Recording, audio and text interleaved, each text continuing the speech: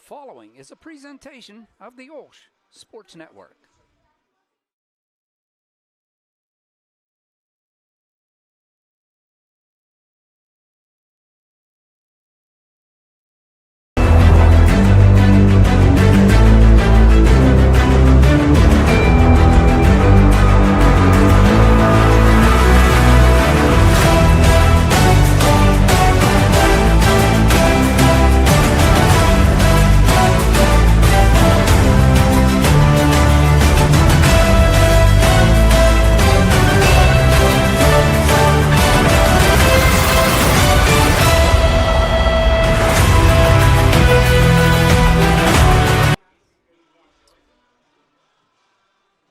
Welcome to OLSH Sports Network's presentation of Charger football. It's homecoming 2023 as the Chargers are hosting the Buccaneers of Chartiers-Houston.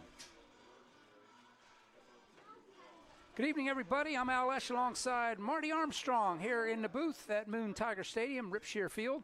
And we have homecoming 2023 for Our Lady of the Sacred Heart and all the alum. We want to welcome them back and wish everybody a good evening and have hopefully a good game, Marty. The Buccaneers come in, they're struggling this year, they're 0-5. Chargers come in with a 2-3 record, they're 1-1 in the section. Yeah, Chartiers-Houston now is struggling a little bit. They have a lot of inexperience on their team, very young team. They're coached by Terry Futchko. It's his 19th season. Last year, Terry's son, Junior, was the quarterback, and they just missed the playoffs by one game. That's last year. Here we are this year. They lost a blowout last week to Burgettstown, 40-0. And as you well know, we didn't do very well over Jim Gary Stadium. So with that said, yeah, we're still we're right there in the thick of things, in a section. So let's see what happens here tonight. Yeah, it's a continuing theme for the Chargers here this year. I've called them the walking mash unit. Again, a couple more injuries last week. The good news is, though, we getting some players back this week, Marty. Tate comes back. He's going to be able to take over the quarterbacking duties again. And unfortunately, though, Isaiah is out. It's precautionary. He's got an ankle strain, and I was told that if it was playoffs, he'd be in there, but it's not. We got to get him ready for down the stretch. But he's out. But Brandon Burzell back in the lineup tonight as well. Big number 30. Yeah, and plus we get an additional player is eligible this week. Transfer in from Seton LaSalle. His name is Colby Swigert. He is a junior. He's a wide receiver and defensive back, so we'll see him in action tonight as well. So Chargers, hopefully the tide is turning physically. Well, it seemed like it's getting better, Al, than last week. We're kind of, thin in depth. But with that said, the Chargers are, things are better ahead, looks like, with the up-and-coming schedule. So, as you well know, tonight is this game. And then what do we have after that? You have the list over there. Yeah, it's we got Burgettstown next week, next Saturday afternoon. That's a big game. And then Avella, down in Avella, the following Friday the 13th. Oh. And then the big one everybody's got circled, the other one besides Fort Cherry, is Canavan comes to Moon on the 20th. And then we finish out the season over, I call it the rooftop rivalry over at Cornell when we take on the Raiders. So schedule doesn't get any easier. We got a couple weeks here where the Chargers should be able to compete and then do well, but they got some tough teams on the schedule coming up. Yeah, this is a run-heavy offense here, Chartiers-Houston Buccaneers, that is, Al. They're led by their quarterback, their senior, which would be Loughran. And also, Jack, and Aaron Walsh would be the senior or sophomore backing him up. They do a lot of splitting there, and they're very run-heavy, though, with Zeke Watkins last year. Zeke Watkins was a freshman to come in, almost 1,000 yards, broke his ankle, and here he is back ready to roll this year. So let's see what happens and go from there. Well, I was able to catch, once again, as I normally do, able to catch up with Coach Militzer during the week. We caught up at the AAC and during the middle of the week, and we had a little discussion, and here's what he had to say. Welcome to Charger pregame, and tonight we have Coach Don Militzer once again, and Coach, not a good week last week, both on the field and again, some more injuries, but hopefully this week is a little bit better. Yeah, I think so. I mean, I kind of, going into the game, knew it was going to be a difficult challenge based on the kids we were missing and the talented team that Fort Cherry was, and they wanted to make a statement because we beat them last year pretty handily. So I think, it was just one of those perfect storm kind of things, and, we didn't, Isaiah was playing quarterback for us, but that's not a strength of his. But, one thing I'm proud of with all these kids is they're stepping up and playing. You saw last week 2 teams in the Whitfield forfeited. One, Sarah Catholic, obviously, because of the tragic situation there, so we keep them and their community in our prayers. But that was not player related. But Vela forfeited a game because of lack of players. We could have very easily done that last week. And I think we all made the decision that we wanted to play football. So just the fact that we were out there was important. It was important for our program, important for the school. And yeah, the outcome wasn't great, but you saw some kids, really fighting. And, Luke Vitorino is limping on every play, but he doesn't want to come off the field. Yeah, we noticed that up in the press box. Luke was limping, and Zay for a while was working on 1.5 legs. But no, it still is, unfortunately. Well, you got to admire the fight that, like as you say, that's in the players and in the heart that they put on the field. Well, and that's what this is about. The program's about a lot more than just the wins and losses. And the fact that we're out there playing was fantastic. And unfortunately, it didn't end well with a couple pretty worrisome injuries. I think Zay's going to be kind of week to week here. Owen Tonnery took a shot that we all saw that was a little scary. He's okay, but he's probably going to miss a couple weeks as well. And obviously, the freshman Hunter Chimeni took one of the biggest hits you'll see. We weren't too happy on the sidelines, to be honest. We thought that was a targeting issue, and we were a little confused by the call, but we had a nice discussion with Fort Cherry's staff afterwards. I don't think it was anything intentional, but I mean, again, you look at a kid like Hunter, he was at practice on Tuesday, working his butt off, ready to play again, and those are the kind of things that I think are going to make us stronger, not only this year, but in years to come. And these next 3 weeks, I think our season really kind of hangs in the balance these next 3 weeks, and these 3 teams we're going to see. We knew Fort Cherry was the top of the conference. These next 3 teams, we're fighting for a playoff spot. Yeah, and speaking of these next 3 teams, tonight we got the Chartiers-Houston Buccaneers in town for homecoming, and as you said, we got a couple players back this week. What are you looking for and looking towards this week? Well, I'm really excited because we got some wonderful news today. Number 30's cleared, and I think that makes a lot of us more comfortable when Brandon's in the game. I think we all kind of know the leader that he is, the energy that he brings to the field. He looked very good in practice this week, so we were just kind of waiting today to see if he was cleared, and he did get cleared, so Charger Nation was a little happier today. Having him and Brady in the middle, really, it totally changes the game. So we're really excited about seeing him and what he can do on both sides of the football. I've made a comment to him, well, like, maybe we'll ease you back in, and he looked at me like he was, ready to murder me. Like, I don't think ease into anything is anything that either Brazil boy does. So we're really excited to get him back. We expect Dorian to play, and he's been sharp. I mean, I thought he played really well against Carleton at the quarterback position. You could see that he made some mistakes, but also you could see that there was something there.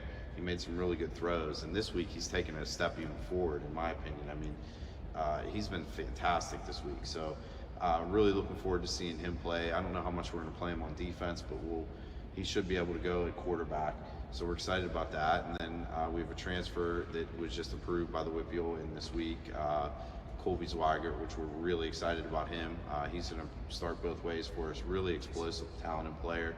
And our linemen are the 5 of those guys. Just kudos to them. They've been battling all year. But we got some depth back there too. Jaden Mara is a senior who hurt his knee in fall camp, and he was cleared this week. Oh, so nice. Really excited to have some depth back there. So we really feel like there's some things coming together. With that said, Chartiers-Houston last year, I talked about it with the kids today. Last year we went to Chartiers-Houston 5-0 ranked like second in the state and all those things. And they really played us tough for about a quarter and a half. I mean, they're a proud group of kids. They fight, they play hard. And you know, I told our kids there's a target on us now as far as people think they can beat us now. You know, they're going to be up for these kind of games. I mean, they also don't realize we got a lot of guys coming back. And also Cam Branch is back this week, the best lineman in single A. So we got a lot of positive things, and we got some exciting things for the fans too. You're going to see a new jersey debut tonight. Oh, nice. So, you know, the kids were really excited to get a black jersey in the mix. So homecoming crowd. I mean, it's just, I think it's going to be a pretty good night, Al. I think it's going to be the kind of night that kind of turns our season, hopefully. All the guys coming back, the new addition of the team. One thing I have to mention and ask about is last week we saw Patty Altmar doing a punting situation. Is he going to be kind of eased into that as well? That looks to be the case. You know, Dorian was an all-conference punter last year. Right. But with that said, you know, our quarterback situation being what it is, I really want to keep him out of harm's way as much as possible. And he's still a little banged up. I mean, the kid's playing through some pain, and I give him credit for that. So I thought Patty, you know, in camp, I mean, the one thing that's impressive about him, I mean, when he punted that ball, it was in the stars, man. It might not have been 50 yards, but I mean, the height and the hang time on that allows you to get under it. And, you know, so I think he's really coming along in his progression as we go. Unfortunately, we didn't get to see him boom an extra point out of the stadium like he normally does. But, you know, we'll hopefully see him tonight in some of those situations. We've cleaned up. I really want to get him a field goal attempt to show off his leg. I mean, we've cleaned up the blocking there and did a couple adjustments there. I mean, even though Isaiah's hobbled, he's still going to snap for us in the extra points and field goals, which is huge. Yeah. So, yeah, I mean, Patty's been a great addition. Well, it's the Buccaneers from Chartiers-Houston at homecoming. See if the Chargers can come away with a victory. Don't go away. We have opening kick next.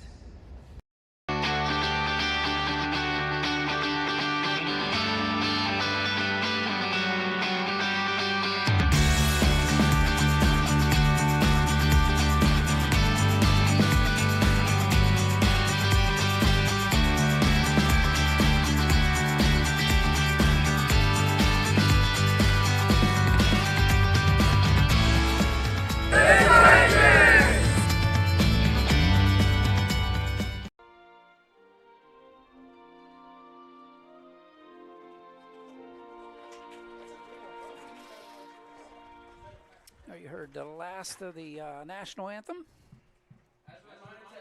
and we are getting ready to see the teams enter the field. As you see, it's the Buccaneers 0-5, 0-2 in section, Chargers 2-3 overall, and 1-1 in the section. And you see the Chargers there ready to enter the field. They're wearing their new uniforms, the black uniforms, gold trim, purple numbers with some gold trim around the numbers. I think they look sharp. It's going to be hard to see the numbers from up here in the press box, though, Marty. I was feeling the same thing, El, but, you know, we'll try our very best, you know, to call these numbers. But bear with us. You're watching TV. You might say, what the heck? What number is that? Yeah, well, it might look better for you on the camera than it does from us up here. So yeah, Coach Romsberg does a great job running the camera, so we should have no problems. Yeah, Rick Romsberg, I want to thank him stepping in and taking care of camera duties for us here tonight. And you saw the Chargers coming on. Buccaneers are in their meeting. You see them across the way. Can't ask for another night, El. Last Friday over Jim Gary Stadium was picturesque. This night's the same way. I see the leaves turning as we look up over the hills over here towards Robinson. Nice night for football. Oh, it's beautiful, beautiful. Clear sky, perfect weather. Yep. Temperatures in the high 60s right now. It'll get down a little bit, but man, what a perfect day for football. You're going to say that now, but Halloween to be scratching the glass trying to see out like the one from year. The frost, from the frost. Like, what just happened? I need my ice scraper. But, yeah, you and Chris don't have a little trouble with that, I'm sure. But well, next week we got an afternoon game, so it's in October, beginning of October. So, and as we said, back to the team, as we said, Isaiah Schultz, not even dressed. He's in street clothes tonight, so – but the good thing is Dorian Tate back in the lineup for the Chargers. And here we got the coin toss being conducted. Actually, officially, it's already been done. This is for show for everybody else. They know what's going on. But, yeah, we got some guys back. Brandon Burzell back in the lineup. Cam is back. He was personal issues and traveling with his family. And add Mr. Colby Swigert. Swigert back. Yeah, so, yeah. There you see the Buccaneers win the toss. They defer to the second half. So the Chargers will start the game with the ball. And the Buccaneers' strategy thus far has been to play a stout defense, and then when they get the ball, run the ball, keep the ball out of our hands as much as possible. So the Chargers' task is to maintain long drives and keep the ball out of their hands. That's football 101 over here. So, yeah. But, yeah, you're right, Owen. I tell you what, I like that Brandon Burzell's back. Him and his twin brother Brady's in the claw-gap middle. You know, they're both middle linebackers playing defense, and I like him on running back. But let me tell you, Brandon's a big boost to this confidence of this Chargers team. You know, he's chomping a bit last Friday over Fort Cherry. He's like, man, I can't wait, I can't wait, I can't wait. And here it is. I look for a big game from Dylan Matlock tonight. Yeah. He's all fired up, and we need him out on the end to contain a little bit. I look for Ethan Gardner to have a great game as well. Oh, speedy. Yep, no question. So here we go.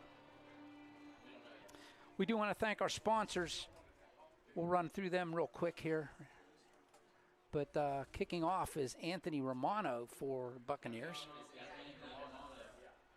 Back deep for the Chargers is Speedy Garner, and they're just going to squib it, not going to get it to Speedy. It's going to be picked up around the 23-yard line. And, again, I couldn't see who that was. Was that Swigert right away? Yes, it was, number 2. Yes, it was. Oh, maybe not. Yeah, it was. Was it? Number 2. Okay. Colby Swigert brings it out to the 30-yard line. That's where the Chargers will start, 1st and 10.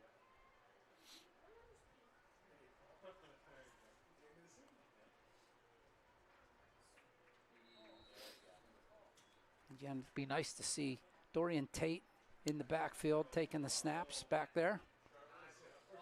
Big number 30 back in the backfield. Brandon Burzell in the backfield with them. They got trips to the far side for Tate from the 30-yard line. 1st and 10 just underway. Quickly, he flips it out, that little bubble screen. Swigert has it. He's got the 40, the 50, 45, the 40 into Buccaneer territory. He goes out of bounds. Let's see where they mark him. They mark him out at the Buccaneer 35-yard line. 1st and 10 for the Chargers. Oh, my goodness. What a nice pass. What a nice catch. 35-yard pass. And here we go, Al, off and running. And welcome to Our Lady of the Sacred Heart, Mr. Swigert. Oh, my. Trips to the near side this time for Tate. They said Tate was having one heck of a week this week at practice. This time he flips it out to Garner to the near side. Garner to 30. There's a flag. This one's coming back. We're going to have a hold on the Chargers. He gets brought down around the 20-yard line, but I think this one's coming back, Marty. Yeah, there was no Buccaneer with 10 yards of him, so a good thing.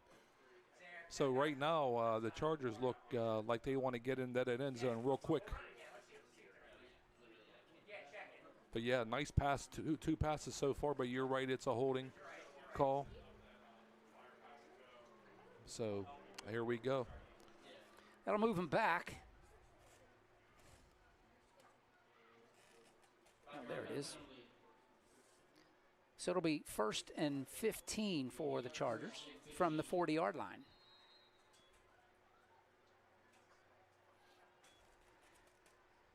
Back him up 5. Nice play, though, Marty. That was a great call, and unfortunately got caught with their hand in a cookie jar, as they say. Yeah, 2 good passes so far by Tate. Trips to the far side. Swigert is split out wide to the near side. Tate looking. He's going to scramble a bit to the far side, makes a move, breaks another tackle. He's going to cut it upfield. He's going to get a couple yards out of that, 2 or 3 yards. It'll be 2nd down and about 12 for the Chargers from the 38-yard line. I know it's easy to say up here, but Brandon Burzell was wide open down there on the sideline, waving his arm, saying, "No one's near me. Throw it, throw it." But it's easy to say from up here, you know. Yeah, so you don't know what Mr. Tate's looking at, you know. So there you go. 2nd and 12 from the 37, excuse me.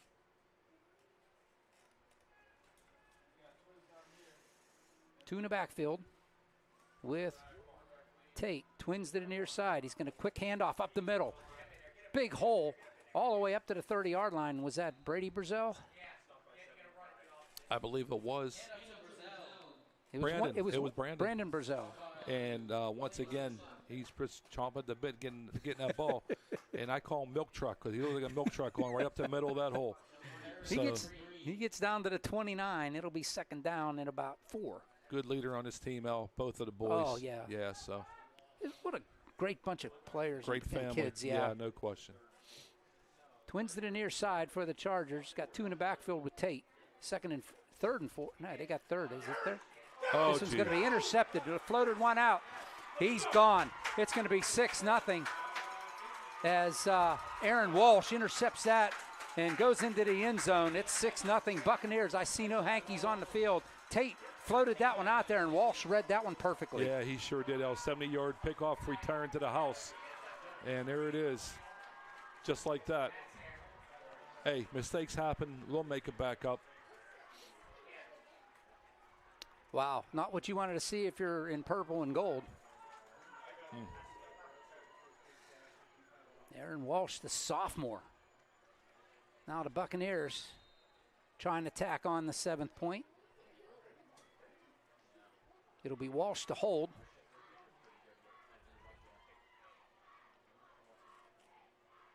Is that Romano? Yes. The kick is no good. Anthony Romano kick is Romano, no good. It's no good. Yep. So the score remains 6-0 Buccaneers over the Chargers with 9:33 up on the first period clock. Chargers will get the ball back and see if they can't do something. Yeah, he read that right and just took it to the house. But, hey, mistakes happen. It's early. We'll be okay. Hey, we want to thank our sponsors for tonight's game. Doughboys Oven Fresh Pizza. Order online at doughboyspittsburgh.com or call them at 412-771-1030. That's the website again is Doughboys, DOUGHBOYSPGH.com. I want to thank International Brotherhood of Electrical Workers, Local Union 712. Lasego Automotive Sales and Service. Call them at 412-276-6244. I thank Trim Pittsburgh, a shop for men located in Lawrenceville, and there's one coming to Ross Park Mall here this fall. And Brewer Airport Toyota, Western Pennsylvania's #1 volume Toyota dealer. Keep Brewer Airport in mind and like them on Facebook. They'll squeak this one. This one's muffed, and they dive for it around the 27, 28-yard line. The Buccaneers saying they have it, but the officials don't agree. It's 1st and 10 Chargers. Yeah, I think he was down. Yep, first down Chargers. He's already waving that way. So, yeah. Chargers will have it about the 28-yard line, 1st and 10.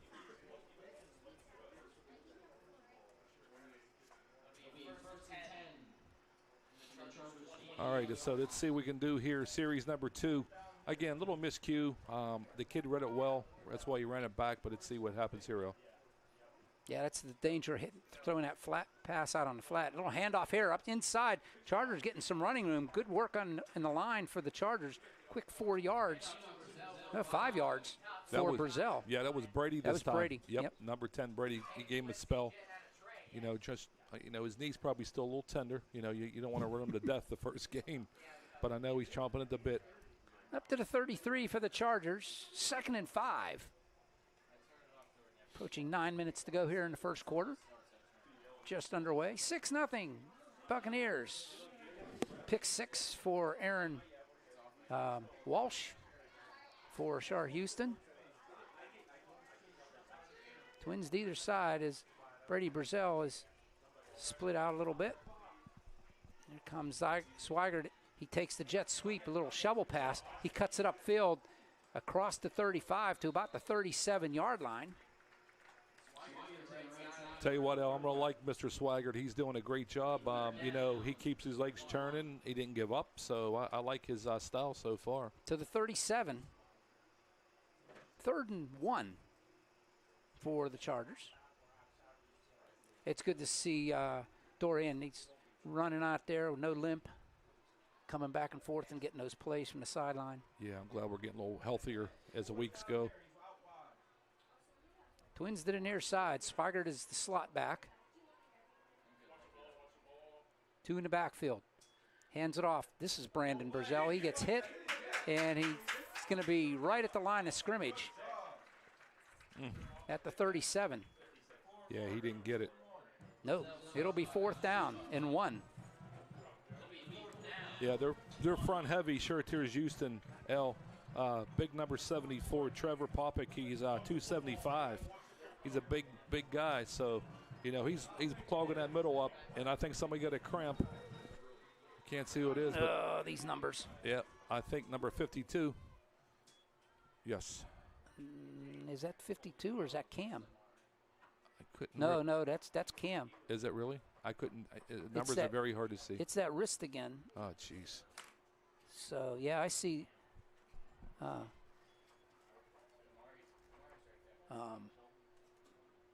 Damari Bruff walking off. Yeah. I don't know. I don't think it's his wrist. He might be. I think he's holding his arm like it's his shoulder. It could be a stinger. I mean, yeah. That's usually happens. Anyway, join us for OLSH's Fall Open House on Sunday, October 22nd. Explore all that OLSH has to offer and see what makes OLSH the best independent Catholic high school in our region. Register now at www.olsh.org. Yeah, you're right. right. Yeah, he's holding his shoulder. Yeah, it is. It is Cam. He's holding his shoulder.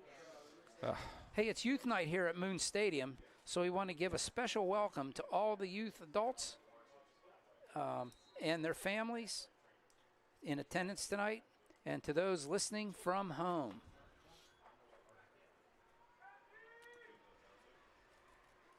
Back in the lineup again for the Chargers is Jaden Mara. Good to see him back in lineup after his injury. He's up there on the front line. 4th and 1, Chargers going to go for it. And they're 1st down and more. Burzell up through the middle. He's up across the 45 to the 47-yard line. 1st and 10 Chargers. There you go. That's a nice little run right there by Mr. Burzell. That was that's a milk truck, number 30. 30. Yep. So Brandon Burzell just looks like, what was his name from Tampa Bay? Allscott. Yeah. Yeah, he looks like him. Just ran it up the middle and just plugging it away. So welcome back, Mr. Burzell. Coach Militzer goes confidence in that offensive line, opening up a hole. He only needed 1. Brandon got much more. Got about 7. Tate takes the snap. He's back to pass. Here comes the rush. He avoids it. Still coming. He's going to run. Turn the Jets on. He puts the ball on the turf. Another turnover, and again, it's Aaron Walsh that picks up the fumble, and it's Buccaneer ball in Charger territory. They're going to mark him down at the 44-yard line. I look like a horse collar to me. I mean, the horse collar, he had it right around it. Why they didn't call it, I don't know, but it looks very, to me, like a horse collar. But we'll go with it. I mean, from here, it's plain as day. Another turnover, 2nd turnover of the game for the Chargers. Puts the Buccaneers. This will actually be their first offensive play with 6:29 left here in the first quarter, 6-0. Chartiers-Houston. You cannot grab the back of their pads, as they call horse collars, so that's exactly what happened there. So here we go. It is Jack Lochner. It's going to look to pass. Boy, this is odd. There's a run heavy. No, there's a hold. Yep. There's going to be a hold on the Buccaneers, as that was Walsh actually in the. So that'll send the Buccaneers back 10 yards. And again, in high school this year, the rule is for holding in the backfield, it goes from the line of scrimmage. So it'll go from the 44 back to the Buccaneers 46. Yeah. So it'll be 1st and 20 for the Buccaneers from their own 46-yard line. Yeah, so they switch off and on with Lochner and also right. Yeah, him. So Walsh, yeah. And like you said, Al, it's very seldom that they throw the ball. They're very run heavy. Oh, yeah, very much so. Trying to catch the Chargers off guard. Yes, sir. 1st and 20 for the Buccaneers at their own 46-yard line. It is Walsh still in the backfield in the shotgun. He's going to keep it himself. Gets outside the tackle. He'll pick up a couple. 3 to the 49-yard line. It'll be 2nd and long. Yep, so Mr. Matlock in on a tackle. Nice tackle by him. Like you said, Al, you thought he's going to have a good game tonight, and so far so good. 2nd and 17. The Buccaneers need to get to the Charger 34-yard line to move the chains. They are on their own 49.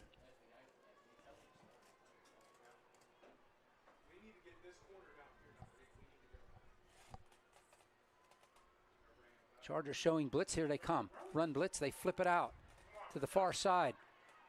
And he gets wrapped up and still dragging tacklers. Then the Chargers have it. Here comes a stutter step down the sidelines, and the Chargers on another turnover. It'll go as a fumble. Mr. Gardner on the run back. We'll call it about 55 yards out to the house. And want to tell you what, he took it right out of his hands. No hankies.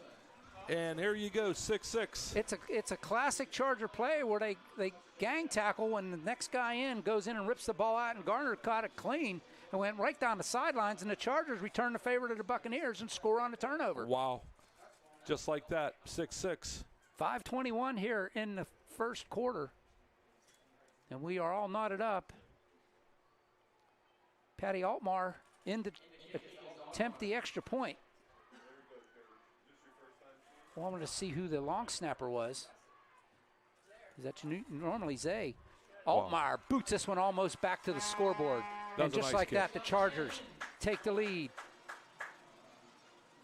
7-6. Number 4, Gardner with the strip and 6. And the kick good, so here we go. Well, that's awesome. Need a little bit of momentum change, and there it was. There it was. Yes, sir. So with 5:21 left, Chargers take the lead, 7-6 here at Moon Tiger Stadium. William Ripshear Field. Hey, gear up for the fall sports season with new Charger fashions from www.olshgear.com.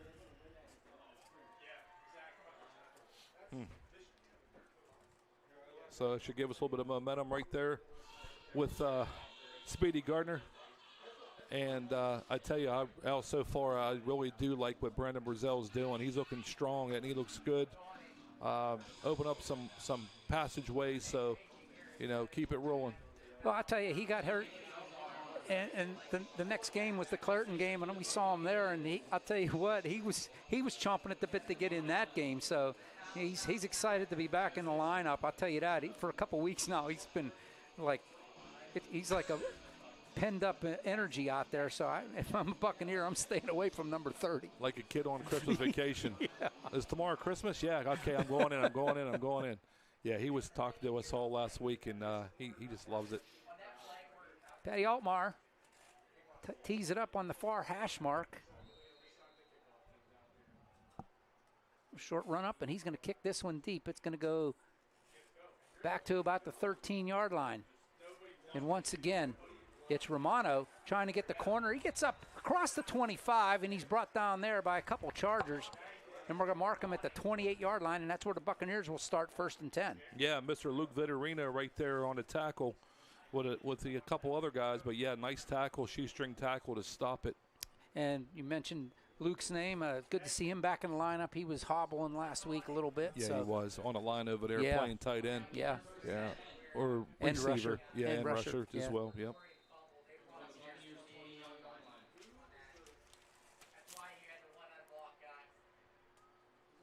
Romano is part of 3 split wide to the far side.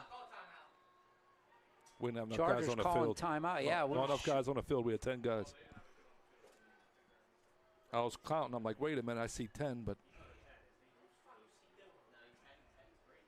Chargers called their first timeout with 5:15 left here in the first quarter. Yeah, so they kind of got away with that one with a quick timeout. So, yeah, your Buccaneers ready to run it back here on a 28-yard line. Looks like y'all sitting on a 28. Yep. So. Hey, there's no better way to see yourself as an OLSH student than to become an OLSH Charger for today. All 8th grade students and transfers to grades 10 and 11 are invited to join us as a shadow for the day and experience firsthand what it's like to be a student here at OLSH. Students will be assigned a Charter Ally, which is your host for the day, and will attend classes, meet the teachers and students, and eat lunch on us. Charter for a Day program begins on October 3rd. So pre-register for your experience at www.olsh.org/visit. First and 10 from the 28 for the Buccaneers. It's going to be a keeper by Walsh. He'll get across the 30 to the 32, pick up a 4. It'll be 2nd and 6 for Walsh. Okay, clogging up that middle, the Chargers. Yeah, they seem like they switch off and on a lot there with Walsh and Lochner. Lochner, yeah. It's been Walsh so far. Yeah. The sophomore. They get a bunch trips to the near side. He's going to roll this way, is Walsh. He'll pull up and he'll throw it out of bounds. I don't know if you can hear the coach in the background, but he's 100%. They were holding Cam Branch, no question about it. I mean, he's a beast. I mean, they just had him right by the helmet and up in the shoulder pads, hold him. So, yeah, I saw the same thing. I didn't say nothing, but he did for me. Yeah, it's good to have Cam back in the middle. No question. Man, what a beast in the middle of that line. No and you got question. the Burzels backing him up. I see Swigert out here playing on the end. It's 3rd and 6 for the Buccaneers. Looking to pass again. Here comes the rush. Flush him out a little bit. They're going to flip it down the field, and this will be caught at the 50-yard line and slammed down to the ground by the Chargers. That was Ellis. Yeah. Ellis with the tackle. Yep. And the Buccaneers not feeling real good right now. It's a 1st and 10. Somebody's down, I think, number 3. Lochner. That was Romano. Or Romano, yeah, is that who it was? I'm the sorry. Receiver, yeah. Yeah, he did go up. He went down hard on his shoulder. Yeah, he's their kicker as well. And I'm like, wait a minute. Yep, that is Romano. So it's 1st and 10 for the Buccaneers at the Charger 46. And boy, they've passed a couple times already tonight. Yeah, they made us fools. We said they're not really, pass heavy, but maybe just threw us off there a little bit. But, yeah. While we have a break, save the date and join us on Monday, October 9th at 7 p.m. as OLSH welcomes motivational speaker Dustin Dale to kick off our new speaker series. This event is free and open to the public. Visit www.olsh.org/speaker series to register. Yeah, him being the kicker, Al, it's going to hurt a little bit, if you're trying to get that extra point or whatnot, and you're a receiver. But we know what about injuries, huh? Yeah. I mean, it really hit in the old Chargers hard this year. But like we stated, we're getting a lot of guys back. So that's awesome. Awesome news. Yeah, both the trainer for Chartiers-Houston and Aaron Natopsky from the Chargers sideline rush out there, and we're looking him over. Aaron finds her way back to the sideline, and Romano walks off on his own. That was a clean tackle by Talon Ellis. There's no question. No, yeah. It'll be 1st and 10 from the Charter 46 after that pass and catch from Walsh to Romano. Under 4.5 to go here, and the clock starts rolling here in the first. Walsh in the quarterback. Hands it off right up the middle and hit at the line of scrimmage. Oh, my goodness. Yep. So that was Jake Luba, the sophomore, taking the carry. Yeah, no gain. It'll be 2nd and 10. Cam Branch sucking that line up, and no one can get by him. Doing one well of a job, Mr. Branch. Yeah, he was sorely missed last week. Yep. No doubt about that.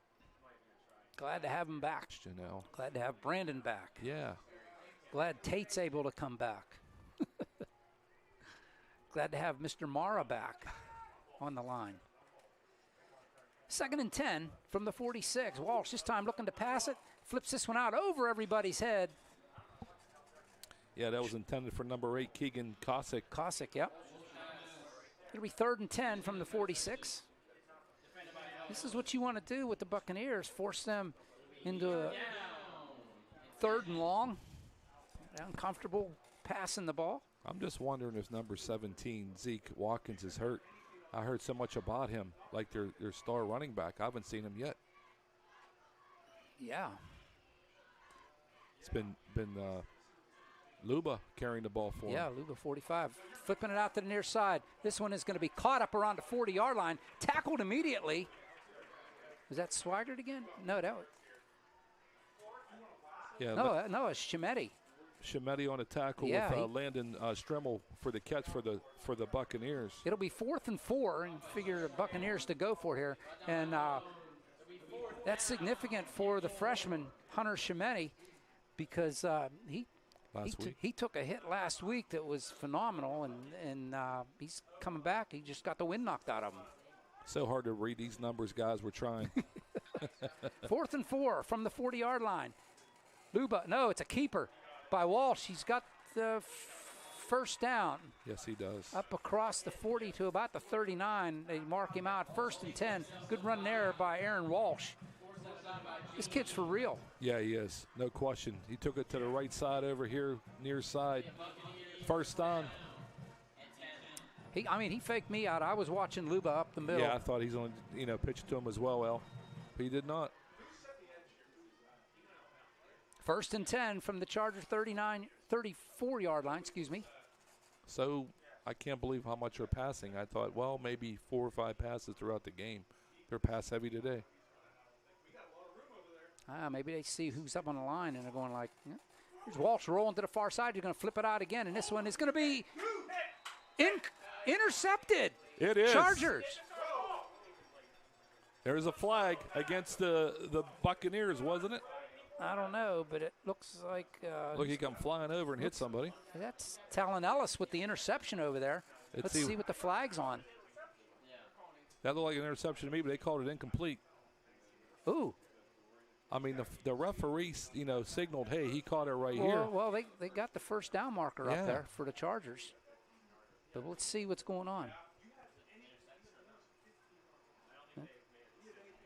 The officials having a conference here. If that was an interception, it's a Charger ball, even if the penalty is on the Charger, which I don't think it is. I think against Chartiers-Houston, the kid hit him after he caught the ball. He was taunting to me, but I can't see down there, but that's what it looks like to me from here. See what they call. If it's an interception, it's the 2nd turnover. They're saying incomplete pass. So it'll be 2nd down. So what's the flag? Here's the call. Personal foul on the Chargers. And your address is in Houston, Pennsylvania, I'm assuming? Wow. I can't believe that. So that'll move the ball up to around the 19-yard line. It'll be 1st and 10 for the Buccaneers.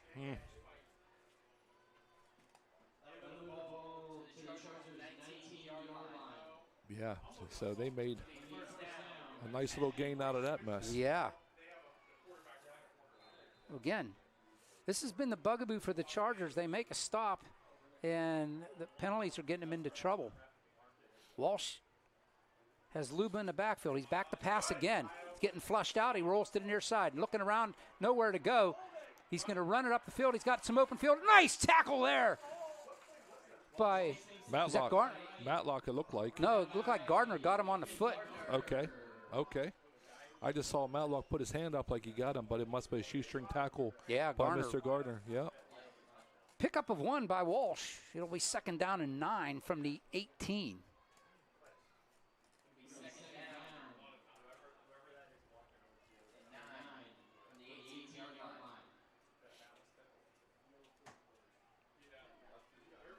I'm surprised I'm seeing these Charger numbers. Under 2 minutes to go here in the first quarter. Give it to you.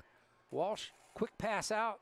This one's going to be caught in open field. Nice tackle there in open field to stop him short of the line to gain. Tackled on the 10-yard line. Was that Mr. Gardner as well?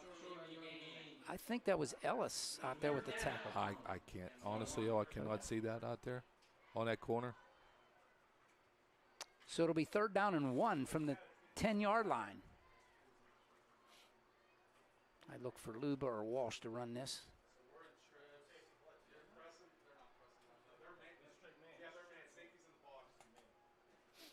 Snap back to Walsh. He's going to run it. He's got the first down. There's a hold. This one's coming back. A flag goes thrown in. It's about time they called it. All night long, they've been holding Mr. Branch. Yep, holding on the Buccaneers. That'll move him back to the 20. I mean, he breaks through L and they grab him. That's the third time I saw that, but it's the first time they called it.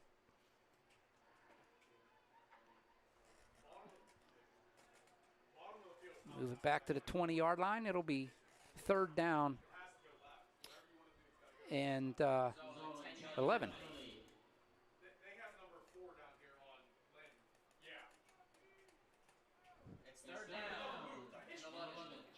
All right, so stop it here, Al, and see what we can do. Yeah, that's huge. Chargers need to make a play here and force the Buccaneers to make a decision. Third and 11 from the 20. Timeout. And the Buccaneers are going to burn one here. Their first time out of the night. Yep, their first comes with 1:09 left in the first quarter. Chargers holding on to that 7-6 lead. Both these touchdowns have come on turnovers, Marty. Yeah, 60-yard touchdown. Pick six. Yep. For the Buccaneers. Yes, sir, by Walsh, and then Gardner, 50-yard fumble. Strip fumble, yep. taken to the house. And kicked by our Patty Altmaier to make it a 7-6 game. And, yeah, so, I think they're just filling each other out right now this first quarter. And I look forward to them opening up a little bit more here. Yeah. Hey, you want more information on OLSH Chargers for rosters, stories, and more? Visit www.olshathletics.org. Special thanks go out to our website sponsor, Covenant Financial Advisors. I'd say hi out there to Tim Davis out in Kennedy and my buddy Jackson down in Carnegie. He's listening to it too tonight, so, hey, welcome in. Send a hello to Christian Harbaugh. Yes, hello. Hope you're doing well, buddy. Snap back, step up, and he's going to flip it out. This one is going to be thrown out of bounds. It'll be incomplete. That was a wise decision by Walsh because he was going to get hammered. It'll be fourth down and 11 from the 20. They see someone on the left side. They keep throwing left side the last 4 or 5 plays. So I don't know what they're doing because Mr. Ellis is doing a great job over there. He is. He's doing a great job out there in the backfield. Yep. They're going for it. Fourth and 11 from the 20. Minute 3 left in the first quarter.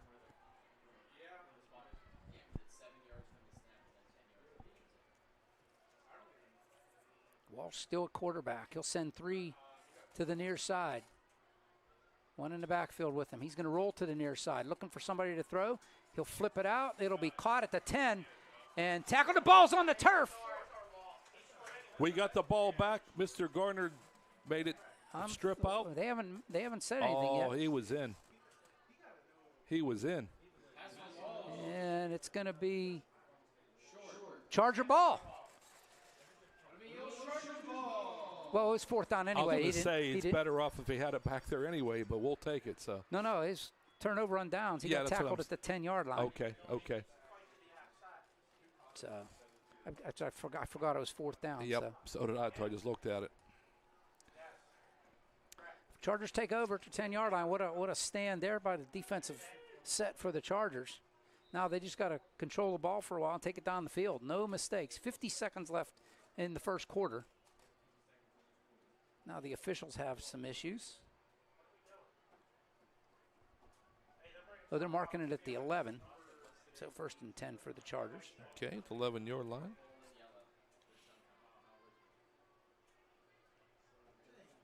I think we got an equipment issue. Is that Speedy? Who's that coming off? I believe so. It's so hard to see those numbers. It really are. Nope, that was Swigert. That was Swigert, number 2. Ellis goes in for him. He'll be split wide to the far side. Trips to the far side for Tate. He's got the snap. He hands it off inside. Up the middle he goes. Across the 15 to the 16, 17-yard line before he gets turned back. I think that was one of the Brazils. I think it was Brady. Here comes a late flag. Right there. So I saw what happened. I'll keep my mouth shut. It should never happen. They just bit themselves in the foot, but, jeez. Unsportsmanlike conduct for sure. So that was a dumb mistake. Yeah, well, it happens. It happens. Officials are talking about it now. Let's see what the call is. Oh, it's definitely unsportsmanlike. Oh, yeah. Nice run there by Brazil, but yeah, unfortunately this one's coming back. Come on, guys. Keep your thinking caps on, as they'd say in school, right, El? Dead ball foul, personal foul against the Buccaneers. Wow. Oh, no. I was going to say, what is he looking at? Because I saw it plain as day. No. They'll move the Chargers back to the 9-yard line. It'll be second down. No. Yeah, that was because that was after the play. It was after the play. Dead balls, right? Dead ball, yeah. So. Second down and 11 from the 9. Mm-hmm. Or no, it'll be second down and 12 from the 9. Yeah. Tate hands it off again. Brazil again, spin move up across the 10 to about the 11-yard line. They got the ball. It's going to be touchdown, Chartiers-Houston. They got the ball back. Number 74 stripped the ball off for Mr. Brazil in to make it 13-6 with 22 seconds left in the first quarter. Yeah. And the Buccaneers take a page out of the Charger playbook. Yeah, Trevor Popick. Yeah. And it's 12-7, Buccaneers. See if they go for 2 here. 22 seconds left in the first quarter.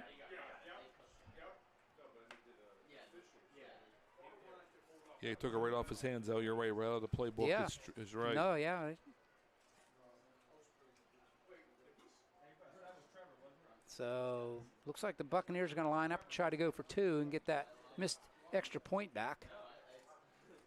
Looks like they need a player out here. Here comes one running on for the Buccaneers. 12-7. 22 seconds left in the first quarter clock. Not one offensive score yet. No. It's all been defense. turnovers, yeah. Turnovers, yep. Walsh in the backfield takes the snap, a low snap. He's going to roll to the near side, and he's going to run it in. No, he dropped the ball. The Chargers have it. And what are they saying? Is it good or no good? Well, they're saying he broke the plane, but let's see what happens. Well, that's the coaches over there saying he broke the plane. Yeah, I hear him over there. I don't see a signal.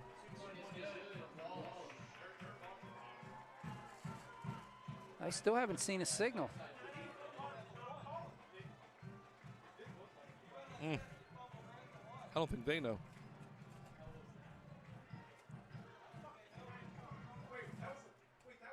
I got to give the officials credit, though. They're not signaling until they talk to all the officials that were online. Were they going to replay it? Why would they let him replay it? That does make any sense to me. I have no idea. I'd call a timeout. You got one. Burn it.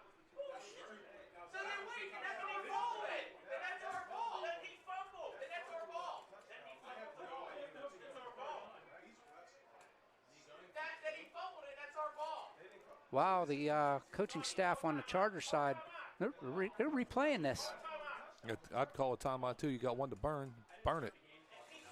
There's a snap. Back to Luba. Luba is going to get stopped. Short of the goal line. No good. I mean, these referees tonight, I'm sorry to say, they're horrible. I mean, I see so many missed calls, so much things, so much confusion. And, you know, why don't you call a timeout? Because that is a fumble if it is lost right there. There's no question. Yeah. And, it would have been a Chargers ball. In the Chargers defense, they stopped them twice for the 2-point conversion, twice. I get it, but it should have been not even thought about. So, yeah, that was a muffed play by the officials there, Marty. I got to agree with you. Yeah, buddy. So, with 22 seconds left in the first quarter, there you see it on the screen. It's 12-7. The Buccaneers over your Chargers. And you called it, Marty. all the points tonight, other than the extra point by Altmaier, have been by way of a turnover. Yeah, 60-yard pickoff return by Walsh for them. 50-yard fumble recovery by Gardner. And this one, a 11-yard strip fumble, I should say, by Mr. Trevor Popick for them. And then who knows what happened with the 2-point conversion. I'm still trying to figure it out. I have no clump scratch in my head. But anyways, it's 12-7 Buccaneers with 22 seconds left to go here at Rip Shear Field. Wow, this is a strange game. They're going to line drive this one. Picked up at the 15-yard line. This is Garner. Goes to the far side. Can he get the corner? He will. Across the 30, 35, 40. He gets pushed out of bounds around the 40-yard line. The official marks him right there at the 40-yard line. Chargers will take over. 1st and 10 with 14 seconds left in the first quarter. I'm sure they're going maybe one play and maybe just, again, they could just kneel on it. But well, no, it's first quarter, so you're just going to switch sides. That's what I'm saying. Yeah. You know, this last quarter, this last 14 seconds. But here's what I don't understand, El. Why did they let that go without calling a timeout and figuring it out and saying, hey, what's going on here? Because it was mass confusion. If they're saying that there was a timeout called, if that's what they're saying, and I don't know because we don't have timeouts on the scoreboard. Anyway, Chargers have it, trips to the near side, 1st and 10 on the 40. Handoff here to Brazil. Got the corner to 40, 45. Broke another tackle at the 50, makes a move. Brandon still on his feet. Pushing across the Buccaneer 45-yard line, and that's where he'll be brought down. A nice run there. A 15-yard run for Brandon Brazil all the way up to the Buccaneer 45. Mr. Brandon Brazil is back in midseason form, El. Here he is. Nice run. Back in black, baby. Back in black, that's right. The new black jerseys. Yeah, I'm sorry, Julie, but I got to call him the milk truck because that's what he looks like running up the field. So good job there, Mr. Brazil. By the way, both Brazil twins are up for homecoming king here at halftime. So we'll let you know what goes on there as well. So we are at the end of the first. And it is the Chargers trail by 4, 12-7 to the Buccaneers of Chartiers-Houston.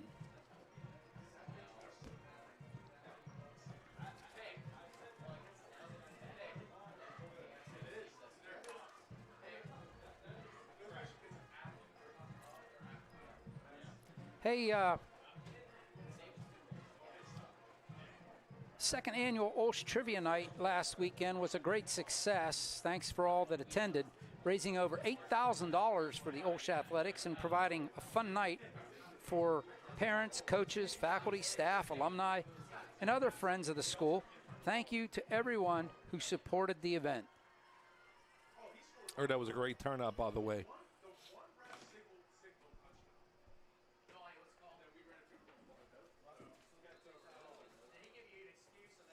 All right. Chargers with the ball. Handoff again. Across the 45, trying to get the corner. Is this Speedy? It is. Speedy Garner.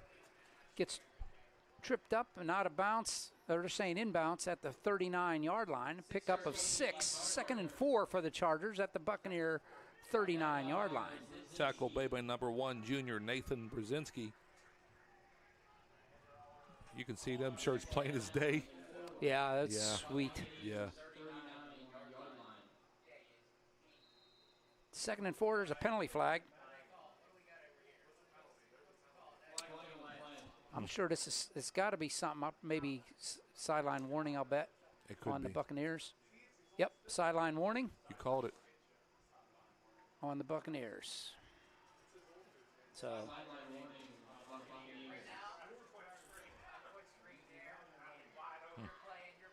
Chartiers-Houston has their one warning. They do it again, and it's a penalty. Yes. 2nd and 4 for the Chargers, 39-yard line. Tate in the backfield with Garner next to him. Garner gets the ball. Reverses field. He's got the first down and more. The 30-yard line goes to the outside across knocked out right around the 25-yard line. It'll be 1st and 10 Chargers. They're going to mark him at the 26, 1st and 10 Chargers. Tackle by made number 9, junior Jaden Boone on the Buccaneers. And we have a Buccaneer on the ground. That is number 9, I believe. Jaden Boone, Yep. the junior. The one that made the tackle. Yep, he's having a hard time right now. Hate to see it. Yeah, exactly. No, I mean, the Chargers feel for anybody with injuries because they're going through it right now. Yeah, they are, Al. Hey, best of luck to OLSH Charger Joshua S. as he advances through the WPIAL PIA golf playoffs. Or Jonah S. Sorry about that. The lights in press box here aren't real good. It's hard to see. I agree with you. While we have a moment, I want to congratulate the September 2023 Students of the Month. Freshman is Francis Egris. Sophomore is Claire Bowles. Junior is Grace Thomas. And for the seniors, it's Lauren Schwegas. Good job. Congratulations, guys. That's a great honor. Sure is. 1st and 10 for the Chargers at the 25. Brazel in the backfield, the other Brazel in motion. It's Brady Brazel. It cuts it up the middle, across the 25, up close to the 20-yard line. He'll be brought down at the 21. Mark him at the 22. Pickup of 3, and another Buccaneer is rolling on the ground. And that's Popek. He's the one that strip tackled or fumbled. And, yeah, he's down. Yep, Trevor. Yep. Again, the Chargers know what it's like. Pickup of about 3, maybe 4 for Brady. Chargers trying to answer the score from the Buccaneers.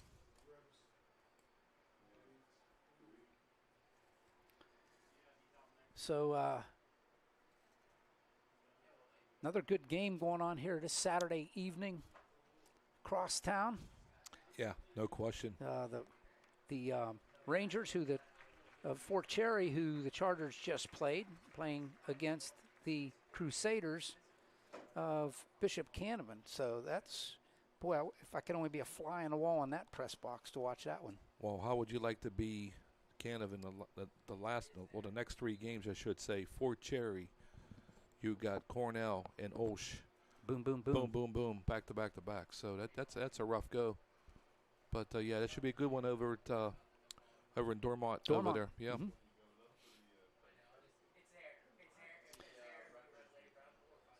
So Popek gets off the field. Looks like he wasn't too worse for the wear. 2nd down and about 6 for the Chargers. Handoff. Brandon Brazel right up the middle. Nobody touches him into the backfield, inside the 10-yard line, up close to the 5. They'll mark him down around the 6-yard line. 1st and goal for the Chargers. Nice run. There you go, buddy. Welcome back. Right on the 6-yard line, like Al stated. And, boy, what a nice run. 1st and goal for the Chargers in the gold zone. Okay, Al. I like getting these first downs. It makes it so much easier for the Chargers. Oh, yeah. We're playing behind the sticks. It's so hard. So here we go.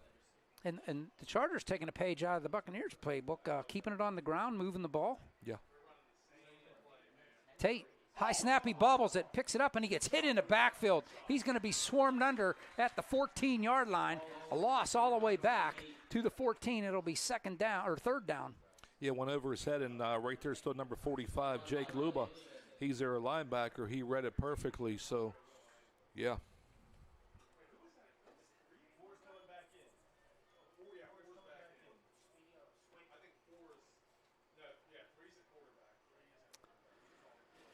So 2nd down. Is it 2nd? Yeah, 2nd down. 2nd down, yeah, yes, yeah. sir. Yeah, because that was 1st and goal from the 6. Mm-hmm. 2nd down, they lose 8 yards back to the 14. It's 2nd and goal. Chargers send twins to the far side in motion. Little shovel pass to Speedy. Trying to get the corner. He cuts it up. Nice cut there. Inside the 10, the 5. He dives for the pylon. And he is into the end zone for the touchdown. Speedy Gardner. What a dive for the pylon. 14-yard by Mr. Gardner. And just like that, there you go. Chargers back on top. 13-12. Back and forth we go. 9 minutes to go.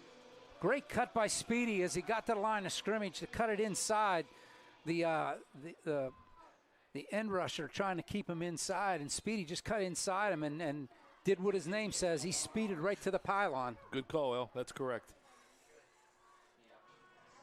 Patty Altmaier in for the extra point. He puts this one up and through and true. And just like that, the Chargers get the lead back. It's 14-12 Chargers. Yeah, so Mr. Gardner, first offensive touchdown of the night with 9:04 to go to half. And Gardner just let it rip, El. That was a nice hole they made for him. You can run a Mack truck through it, so here we go. Nice kick by Altmaier to make it 14-12. That was nice. 9:04 left, as you said, here in the second quarter before halftime. And this is homecoming, so we'll try to bring you as much of that as possible. Yes, we will. As we said, OLSH goes to Burgettstown next Saturday to play, and Burgettstown will host Carlinton next week on Friday. What a great game over Franklin Terry Stadium last night. Cornell was supposed to win by 20. They ended up only, 14-13? 14-13. With like 2 seconds left of the game. Last-minute run back. Yeah, so, hey, I'm telling you, man, Burgettstown will surprise you too. But here we go. Patty Altmaier tees it up on the near hash with the run-up. He's going to squib this one. Oh, what a kick. Picked up a bubble there, muffed there inside the 20, and they're going to fall on it at the 19. It'll be 1st and 10. What a great job by Patty Altmaier. They've been working on that squib kick with him all season. Nice squib kick by Altmaier, and Isaiah Jenkins, had nothing to do with it, El. He said, hey, look, I can't find it. He finally said, I better just lay here. Kind of heady for him, Most kids will try to pick up and run. So here we go. Buccaneers setting up shop right on the 20-yard line of your Chargers. Yeah, Patty gets the high fives from his teammates as he comes to the sideline. And well deserved. That was a great kick. It sure was. They're going to mark him right at the 20-yard line, 1st and 10.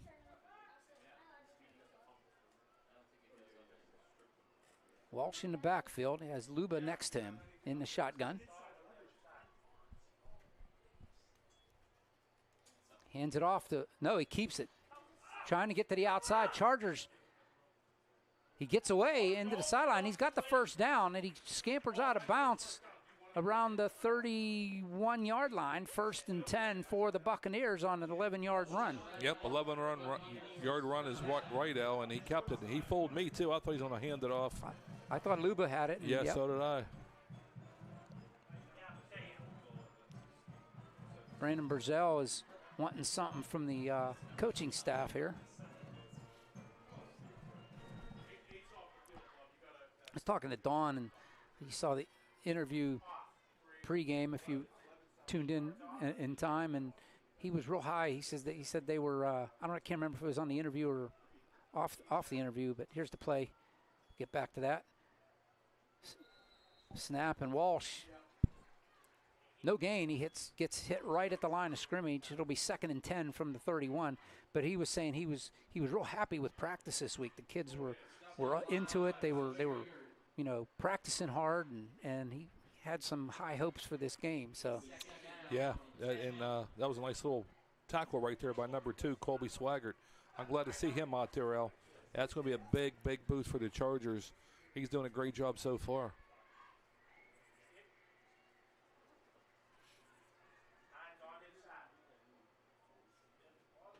Twins at the near side for Walsh in the shotgun. Luba next to him.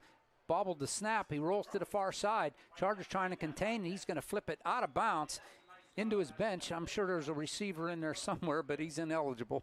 It'll be incomplete. Yeah, Mr. Brazil ran him down. He had nowhere to go.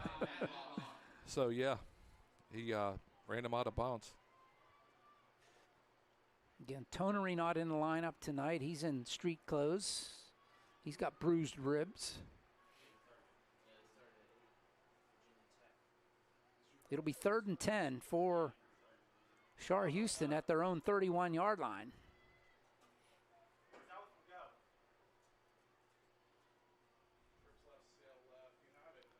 Empty. Oh no, Luba's back there, and we get another timeout from Chartiers-Houston. There's a penalty, actually. I think they were moving. They're walking something off against the Chargers. Yeah, Chargers, I think. 5 yards. 5 but yards. It must have been in the neutral zone. Yep, in the neutral zone is right. So let's hope this doesn't shoot them in the foot. It'll be 3rd and 5.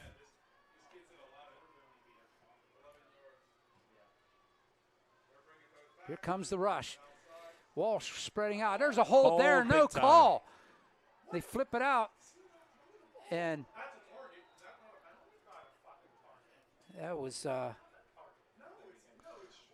I can't believe they didn't get a call to hold there. He's pulling on his jersey. Yeah, Luba was holding him. Kosick gets the reception. It's up close to a first down. They needed 5, and it's right at the marker. I'm sure they're going to have to measure this. I think these referees still think it's Friday. I don't know what's going on, but there's a lot of bad calls. They're saying first down. I saw at least 5 or 6 calls that they have not made. I'm sure you've seen it at home as well if you're watching the video. But, man, they're missing some calls.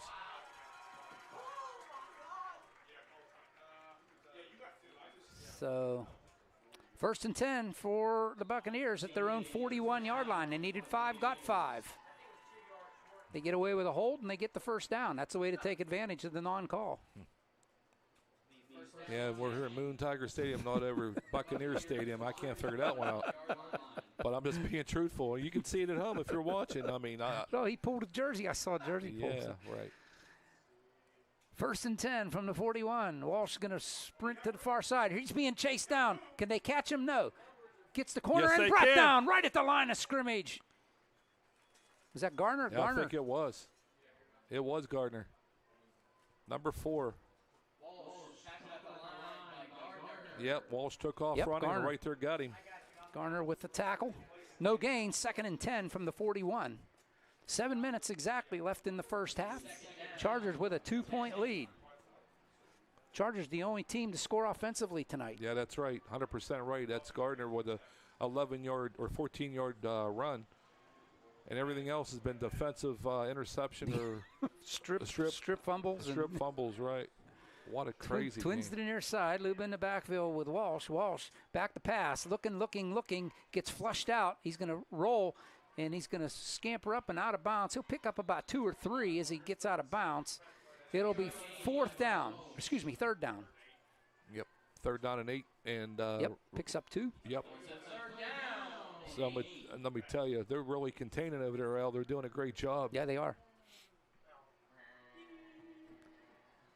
Moves it up to the 43-yard line on that 2-yard run.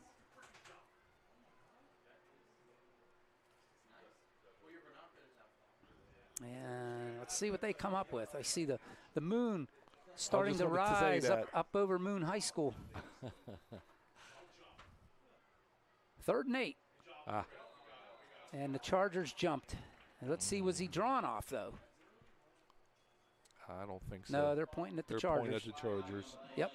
So, replay 3rd down, 3rd and 3. 3rd and 3 now. They keep on. Just they start doing well, they kick themselves in the foot with a penalty. Yep. Ball moves up to the 48-yard line. They need to go to the Charger 49. 3rd and 3. Look for a run play here from Walsh. He's going to run it to the near side, tucks it in. He gets hit and nowhere to go. Maybe 1 yard. Did we get the ball? No, it came out after he hit the ground. That was okay. Yep. He'll pick up 1 to the 49-yard line. It'll be 4th down and 2 from the 49. Mr. Brazil on a tackle.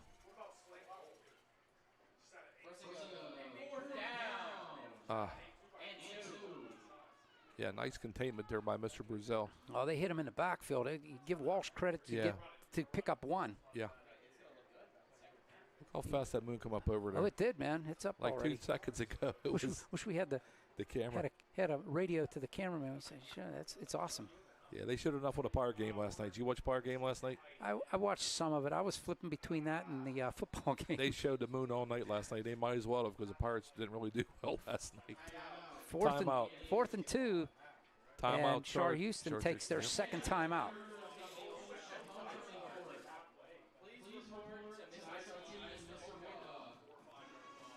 Again, we want to thank our sponsors, Doughboys Oven Fresh Pizza, IBEW Local Union 712, Osego Automotive Sales and Service, Trim Pittsburgh Shop for Men, and, of course, Brewer Airport Toyota. Never heard of it. Western Pennsylvania's #1 dealer. Yeah, come on up to see us. October starts here on Monday, and we're making some good deals, so we'll help you. Talking from one that knows what's going on up there. Thank you. Thanks, Marty. Thank you, El. You're a Toyota owner yourself. Yes, I am. Proud owner of a Prius. Yep. Love it. I know Jeff Dunham made fun of it, but I love it. Mine isn't baby blue, though. Well, yours is not going to catch on fire, and you're getting 54 miles per gallon. So, yeah. So go ahead and laugh all you want. Yeah. Yeah. Yeah, my last vacation, I got 53 point something miles a gallon. There you go. 4th and 2, here we go. Oh, they're punting. They're in punt formation anyway. And delay a game. No? Yeah. No, they moved. Procedure. False start for the Buccaneers. That'll back them up 5.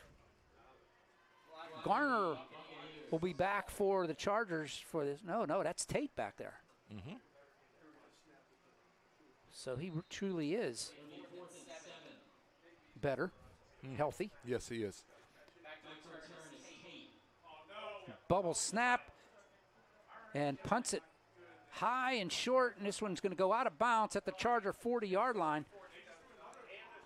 The punter and a flag on a play was Landon Almiro. And there's a Alviero. There's a hanky down too. Oh, I do see it. Yes.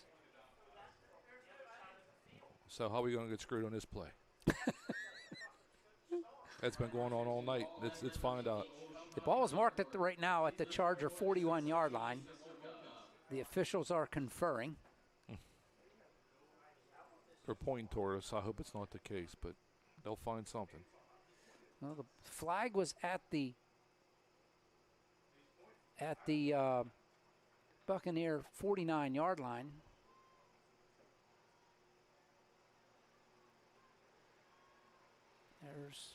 I think they're calling like a block in the back on the Chargers. So it'll back them up 10 yards from the 41 if I'm reading this right. Yep. Yeah, again, so a little bit of us, a little bit of the referees. So the Chargers will start at 15 yards. Yeah. Roughing. So the Chargers will start at the 26-yard line, 1st and 10. 5:52 remaining in the half.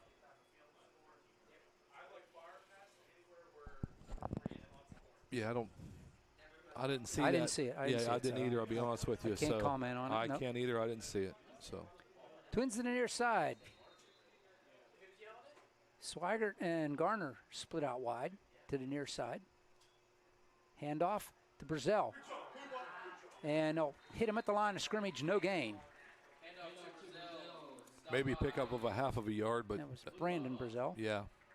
Not even. You're right. No, You're no right. gain. Right no at the gain 26. Is right. No gain. 2nd and 10 for the Chargers.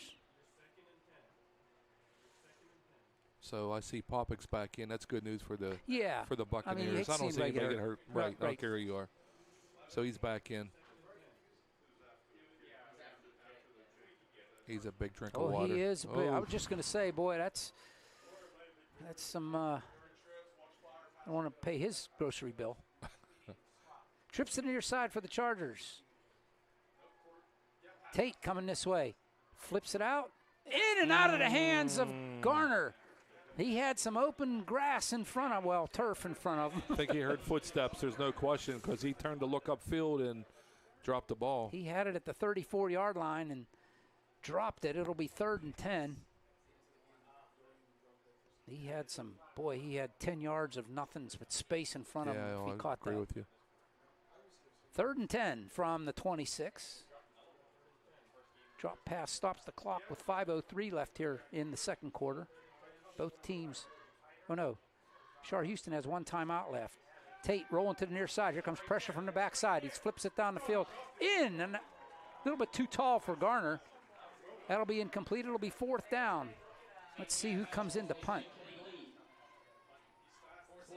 Oh, look who's coming in. Yep.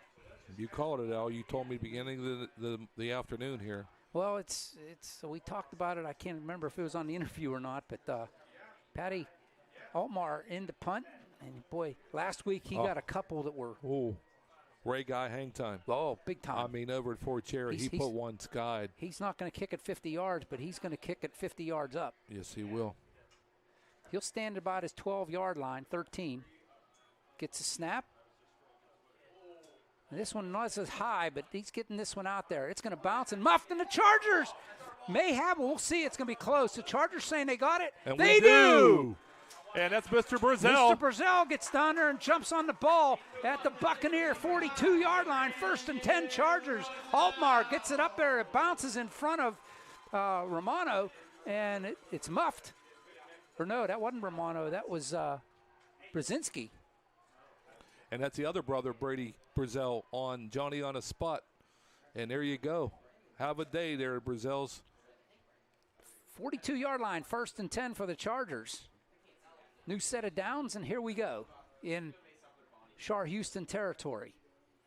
A lot of turnovers, Al. Glad you could join us tonight. I'm Al OLSH, Marty Armstrong alongside here on the OLSH Sports Network. Homecoming 2023. Brazil in the backfield with Tate. Twins to either side. In motion comes Garner. He gets the little shovel pass. Cuts it upfield across the 40. About the 37, 38-yard line before he gets stopped and whistles blow. They'll mark him at the, call it the 48-yard line. Mm-hmm. Yep. 2nd down. Yeah, it's a 4-yard gain. Call it 2nd and 6. Need to get to the 32 for the 1st down.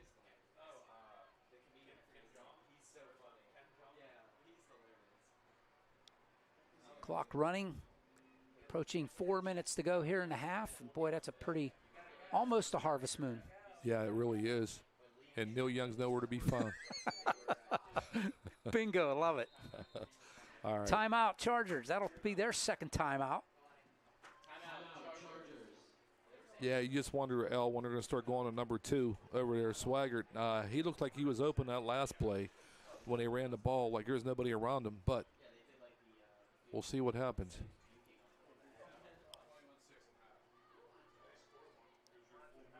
Hey, already did that one, and we did that one. We'll go back and...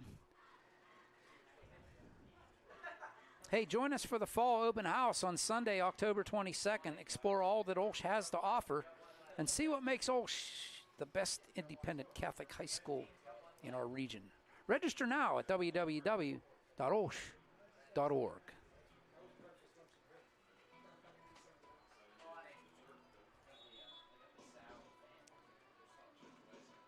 I can't get over this. You mentioned it, Marty. What a beautiful night tonight. This is awesome. It really is. I mean, the players probably appreciate it because there's no cramps, right? Because it's so cool and it's cool enough, but yet crisp.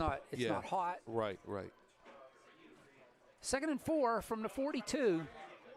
Tate sends Garner in motion. Oh, the snap goes past him. Tate jumps on it at his own 40-yard line. And I think Tate there tried to hand that one off before he had the ball, Marty. That's what it looked like to me. Now, that's a loss of 28 yards. That's not good. So that's all the way back to the Charger 40. Oh, my goodness. That's 4th and forever, but yep. Chargers need to go back to the school for a 1st down. Oh, gee, manese. They got to go to Frank Lettieri Stadium for a 1st down. Yeah, it should be 3rd and 28. 10, 20, yeah, that's about right. From the 40. See if the Chargers can overcome this. Approaching 3 minutes to go here in the half. Tate back to pass. He's got some open ground. He's going to run. He beat one man. There's a nice block. He breaks a tackle, and he dives up close to the original line of scrimmage. He'll be brought down. They'll mark him at the 43. Yeah, that was a nice block by Luke Vettorino to spring him out. Yep, on the outside there. Yes, it was.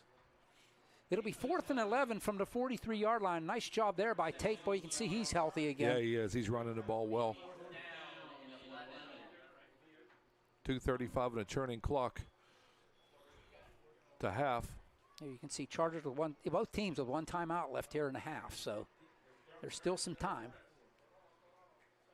Chargers going to go for it. Tate going to roll to the near side. Here comes pressure from the back. He's going to tuck it and roll. He avoids one tackler.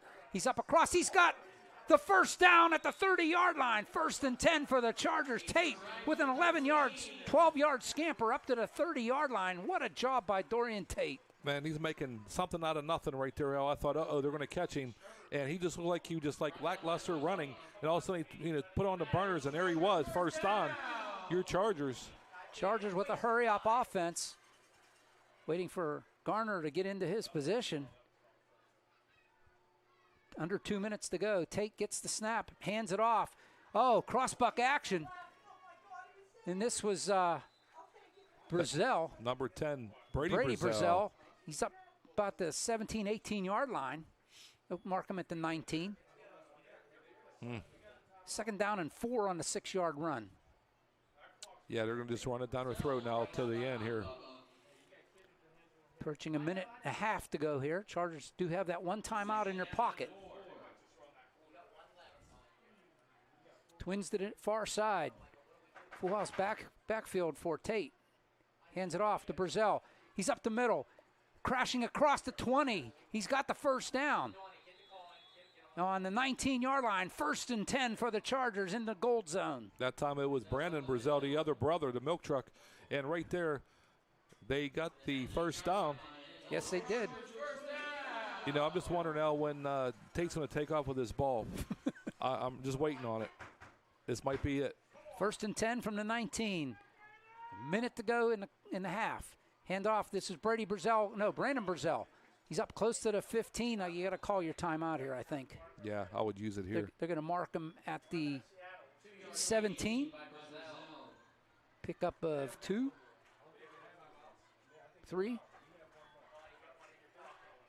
40 seconds and rolling. No timeout taken yet. Hurry up offense for the Chargers. Tate has the Brazell brothers on either side. He's going to try to pass it. Here comes the pressure. He steps up. He's going to tuck it and run. He gets brought down at the 17-yard line. Yeah, that was done by 44, Austin Merck. No gain. Timeout taken by the Chargers. That's their final timeout of the half with 24 seconds left. Yeah, what a strange game so far, Al, like we called it. Right now, a lot of defensive scoring. Only offensive scoring all night was 14-yard scamper by other than Mr. Speedy Gardner. Well, I'm thinking it's 3rd down. Here's what I'm thinking, Marty. I'm going to play coach. Well, they got 3rd down, 24 seconds left. I'm thinking you run a pass play. If it doesn't work. If it doesn't work, you tell it it's probably something near the sidelines or in the end zone, one or the other. If there's nothing there, you throw it incomplete. You bring Patty out to try to kick a field goal. 100%, because that widens the lead. Yep. Because they're only 2 points down. That went there and make it 17-12 with a 5-point lead. Which takes field goal out. And I don't know if they got a kicker or not. He's hurt. Romano was hurt. Oh, that's right, yeah. And I haven't seen him back in since. Me either, no. Brazell's will flank Tate. He's going to throw it up as long as it doesn't get intercepted. And saying incomplete. Looking for a flag. I was too. He was trying to adjust and come back, and the Buccaneer wouldn't let him, but no call. It's incomplete with 17 seconds left. Look who's coming in. Patty Altmar trots onto the field. Just like we thought, and it's make us a 5-point margin if we can do this. Looks like Brady Brazell's going to do the holding. No, Brandon Brazell. Yep. Going to do the holding. At the 24-yard line, it'll be a 34-yard attempt for Patty Altmar. Snap back, low snap. Brandon gets it down, and he kicks it. I think he's going to miss this one to the left. Yep, he hooked that one just a little bit, Marty. Yes, he did, Al, wide to the left. So, hey, it's a worth of a shot. You know, it looks like a 2-point lead going to the locker room, barring any mistakes right here. Yeah, 16 seconds, 16 ticks left. Yeah, it looked like Patty just hooked that one just a little bit, Marty. Yeah, you're right. And that was the angle from this side. It was, you know, he just pulled it just a little bit too much, and yeah, he had distance. There was no doubt about that. We called it, but it didn't happen. Yeah. Yeah, but well, I mean, that's what they tried to do. Yeah, exactly. They just try to get it adjusted. 16 seconds. They're in victory formation. Mm-hmm. They'll take the knee, and they'll go to the locker room, trailing your Chargers. 14-12.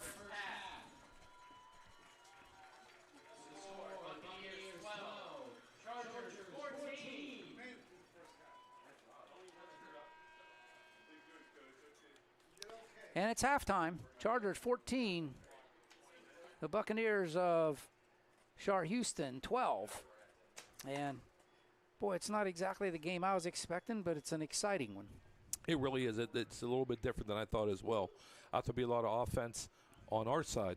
But, hey, I'll take it. 2-point lead going and a half. You know, it's, you know, a coach is very good at adjusting, you know, in a locker room. So see what happens second. But I'm glad to see that Brandon is back and healthy, and along with Mr. Tate. And they look like they're running on all cylinders else. That's good news for the Chargers, you know, boding well in the future here. Well, there you see it, both on the screen and on the ticker. And I'm going to go fix the clock or the camera. So at least if we're not on a commercial, you can enjoy Burgerstown. That's next week. The Chartiers-Houston band. But in the meantime, don't go away. We'll be right back with more action right here at Moon Tiger Stadium. Chargers 14, Buccaneers 12.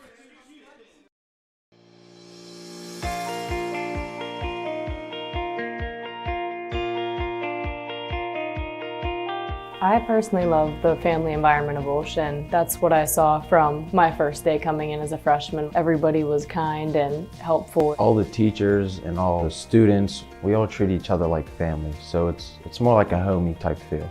You get to know everyone who goes here. It's like a community. Everyone's together and we're all just like a family. I think I've grown more religious through the teachings and understanding the religion better. With the amazing theology teachers and getting the chance to go to church every week, it's definitely expanded my faith. Different things like Cairo retreat or being able to come to confession or go to adoration here in the chapel every day gives you really a good opportunity to connect with God and express their faith and not feel shy about it. The teachers are incredible. They make you feel like one of their own kids. I feel comfortable going to them at any time for whatever the need be, and I know they always have my back to help me. They get to know you personally and get to help you in different ways. They're not just worried about your grades, they're worried about how your feelings are. They care about you more. OLSH is a place where you can get involved in a bunch of different things. It sets you up for college. It's a school full of many opportunities that'll help you grow, not just spiritually,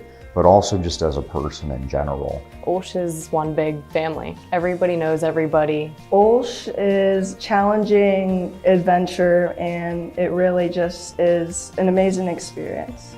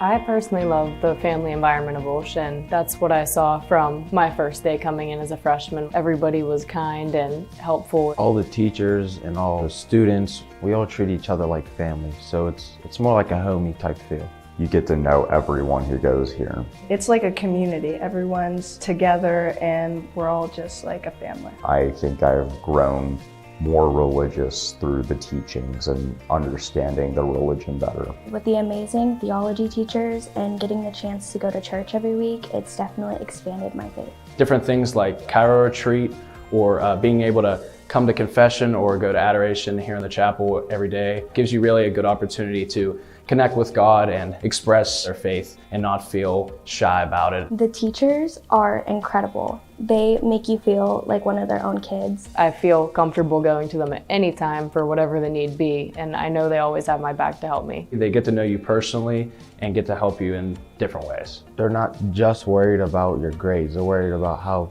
your feelings are. They care about you more. OLSH is a place where you can get involved in a bunch of different things. It sets you up for college. It's a school full of many opportunities that'll help you grow, not just spiritually, but also just as a person in general. OLSH is one big family. Everybody knows everybody. OLSH is challenging adventure, and it really just is an amazing experience.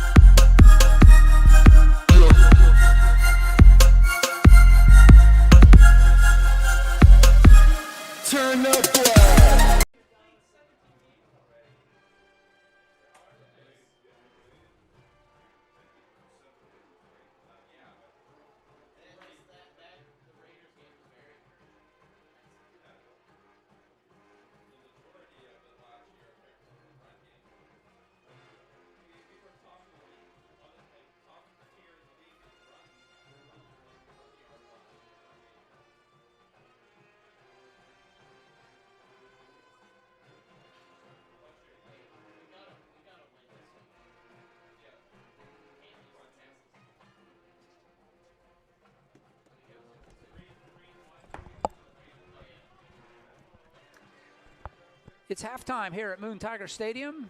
I'm OLSH. Marty Armstrong alongside, bringing you the action here. And the Chargers 2-point lead at halftime, 14-12. And we talked about it, Marty. Only one offensive touchdown or score for either team, and that came by the Garner 14-yard run. Other than that, it was all defensive plays bringing it into the end zone. Yeah, let's go over to scoring. So quarter number one, let's do this quickly. 9:33 left in the first quarter. It was a 60-yard pickoff return by Aaron Walsh, number 6, their quarterback. He was playing defense and ran it in. 6-0, kick no good by Romano. Then Romano got hurt after that. Scoring drive again by your Chargers. Quarter number one, 5:21 to go. For number 4, Gardner. 50 yards, same thing. Fumble, strip, return. Kick good by Patty Altmaier. 7-6 your Chargers lead. Still in the first quarter, 50 seconds left remaining. Number 74, Trevor Popik, their defensive lineman, stripped it. 11-yard return, 12-7 because the 2-point conversion, we still can't figure out what happened, but it's a two-point conversion, no good. And I'm seeing some kind of the views on people watching the game at home. They're saying, you're 100% right, Marty, now. The referees are missing a lot. And then, again, quarter number 2, 9:04 left. It was 12-14, 14-yard scamper by Mr. none other than Speedy Gardner with another kick by Altmaier, 14-12. And then at the end there, the Chargers missed a kick out with like 7 seconds to go. There you go, 14-12 at half. All right. Well, you just saw there's the score up on the scoreboard. We'll clear that out because guess what, folks? It's homecoming. We're going to get ready for that. And you're going to hear my voice. I'm going to tell you what they're saying on the PA system here as we go through the court and the announcement of the king and queen. So...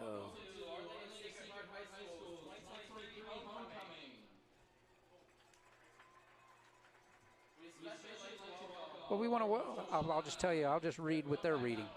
Welcome to Our Lady of the Sacred Hearts High School's 2023 homecoming. We'd especially like to welcome all the OLSH alumni who have come back home. We are proud that of our Felician heritage and the faith-based foundation that our sisters have put in place for all of our OLSH students, past, present, and future. Our homecoming royalty for the evening begins with Riley Bush and Brady Burzell. Riley is the daughter of Jason Bush and Jessica Jabowski. Riley is a member of St. Raphael and the Archangel Parish. Brady is the son of Bob and Julie Burzell. Brady is a member of Archangel Gabriel Parish. Up next is Daria Sharon and Brandon Burzell. Daria is the daughter of Father Jason and Helena Sharon, and Daria is a member of the Holy Trinity Ukrainian Catholic Church. Brandon is the son of Bob and Julie Burzell. Brandon is a member of Archangel Gabriel Parish. It's hard to see in here. Now presenting Mary Grace Garner and Nathan Pladora. Mary Grace is the daughter of Brian and Jennifer Gardner and is a member of the Regina Shaley Parish. Nathan is the son of Kevin and Amy Pladera. Nathan is also a member of the St. Luke, the Evangelicus Parish. Next we have Julia Moser and Will Stickman. Julia is the daughter of Keith and Christy Moser. She is a member of the Archangel Gabriel Parish. Will is the son of Bill and Leanna Stickman. Bill Stickman is an OLSH grad from the class of 1998. He is a member of the Holy Trinity Ukrainian Catholic Church. And last, but certainly not least, is Alina Polar and Dorian Tate. Alina is the daughter of Raphael and Lisa Polar. Alina is a member of the Archangel Gabriel Parish. Dorian is the son of Dorian and Michelle Tate. Dorian is a member of the Guardian Angels Parish. Congratulations to the OLSH 2023 Homecoming Court.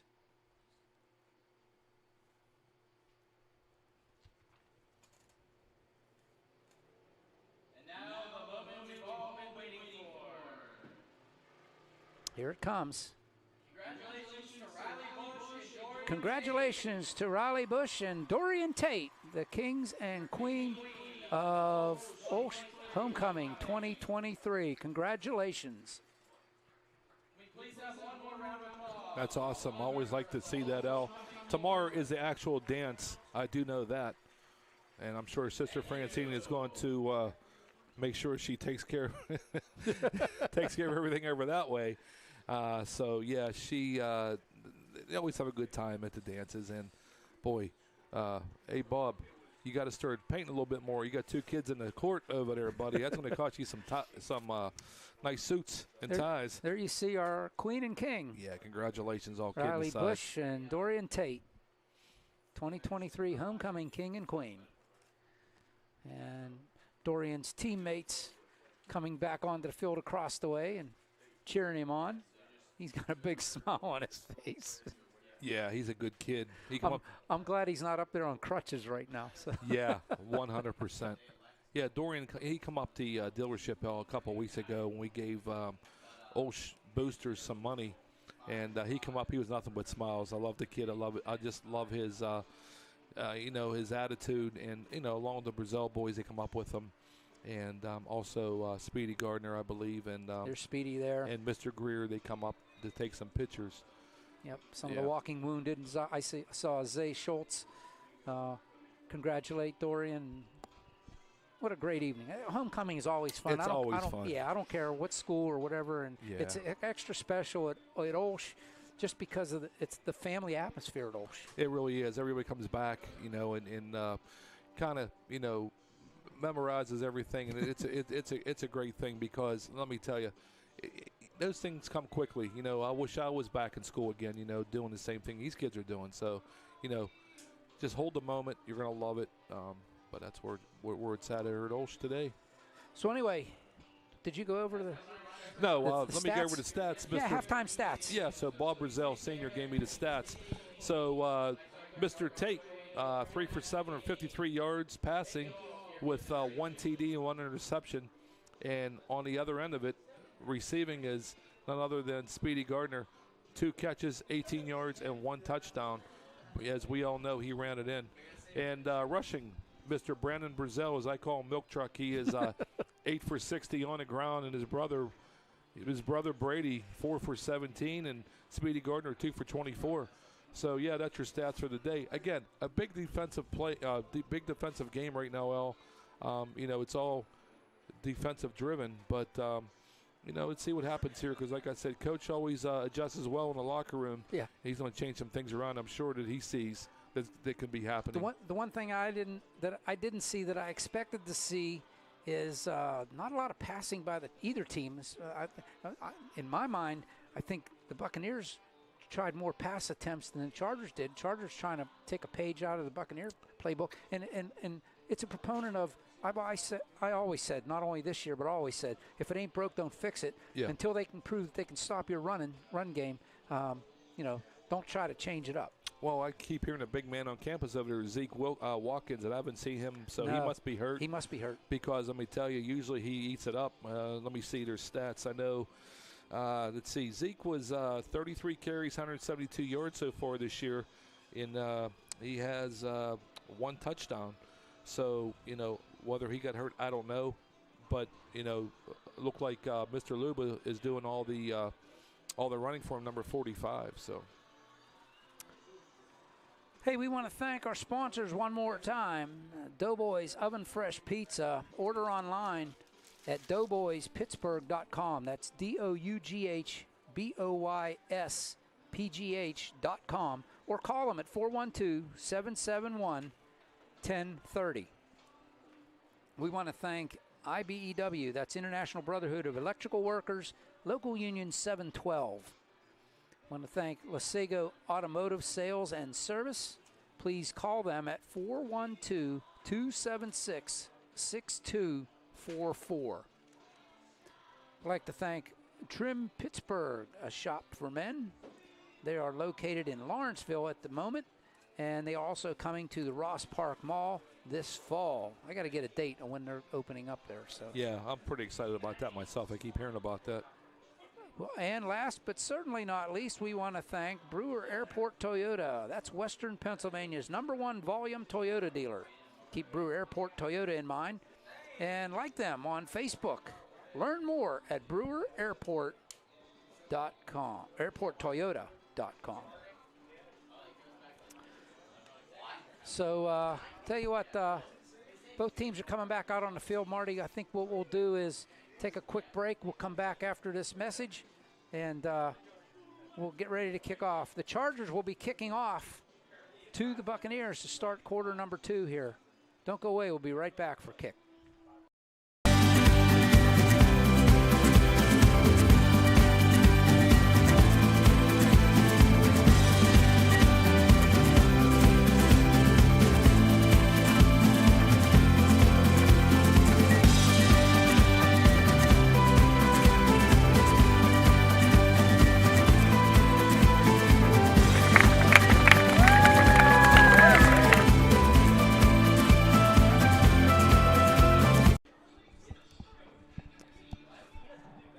We are back, and the old Chargers are in black. It's so hard to see the numbers. It is. It's tough, but they are sweet uniforms. They really are. They are I like really it. nice. The Chargers will start quarter number 3 with a 2-point lead, 14-12, as we go into quarter number 3, and Chartiers-Houston won the coin toss at the beginning of the game. They deferred to the second half, so the Chargers will serve the ball up to them as we start quarter number 3. I saw a lot of open space for Speedy Gardnerell, a lot of times here, and Mr. Tate as well. So, Mr. Tate holds onto the ball a little bit. I think he's going to be okay. He has a lot of speed. He has that speed that kind of surprises you. You look at him like, hey, he's not really going full speed, and all of a sudden he turns on the jets. He made a couple of nice pickups here in the first half for the Chargers, but here we go. Well, we still got 2:40-something to go, as you see there on your TV screen, or your computer, I should say, or whatever you have in front of you. Just make sure you have a cold one in front of you. I got to talk to my buddy, Mr. Bobby Palco, up at Penn State. Boy, they're having a heck of a season right now, Al. Talked to him the other night, and he says, man, I tell you, we're excited. We just move up to ranks at number 6 this week. Oh, did they move up one? Yeah, and they won 30 by 30 over Northwestern today. I was flipping through the channel, and I saw some of that game, and I had other stuff going on at the house, and I couldn't sit and watch the game. So that's where that's at. Right. Chargers are back in action next Saturday. We got a couple Saturday games in a row. Travel down to Burgettstown, play an afternoon affair against the Blue Devils. Hope you can come down there and support your Chargers. If not, I think Christian's back for that one, Marty. I hope so. You said you couldn't make it. So. Yeah, I got to work next Saturday. Yep. But, hope everything's going well for Christian. So, yeah, hey, hello, Christian, and doing a great job. Want to send wishes out to Christian and his family. His Graham not doing well, so hope things get better for your Graham, Christian. We're thinking of you. Yeah, prayers. So the Chargers, I said, Patty Altmar is, man, he's come a long way. I talked to his dad a couple weeks ago, and at practice, and he said that he's been wanting to get into this, but he's a soccer guy by trade, right? And he's learning the techniques and the different things that you have to do as a kicker. It's not just you just kick the ball away. It's Right, it's little squib things. And when you do the kicks, squib yeah, kicks and yeah. things like that, and what you have to do when you're kicking the extra point and field goals and things like that. But he's really come along, and I think if he develops his skills, he could go to the next level as a kicker. I mean, he's got the leg. Oh, there's no question. He has some size on him, too. Yeah. Which gives you a little bit more oomph in the ball. Mate. Yeah, but, yeah, so far so good, Al. He's doing some nice deep kicks. It seems like this week a little bit more of some yardage, some length, other than straight up like last week with some hang time. Yeah, the punting. Yeah, so he's doing a great job. There goes the whistle. We're ready to go. Chargers break to kick the ball off. Yeah, the thing that impressed me is when I was at practice, I go up there every week, and most of the time I get up there and they're working on his kicking. They take a section of the practice where he's working on his kicking on one end of the field, and they're working on different techniques for the squib kick and how we're kicking left, we're kicking right, that kind of thing. Some scenarios. Yeah. So that's good. Each week he's getting a little bit better. Well, he'll tee it up on the near hash, and we're ready to go here in quarter number 3.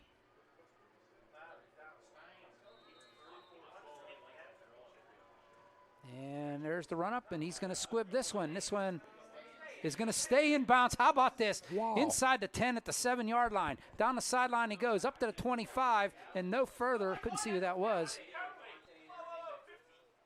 I don't know, but there's a lot of extra activity down here, but that was number 7. yeah, and number 2, Mr. Swagger on the tackle.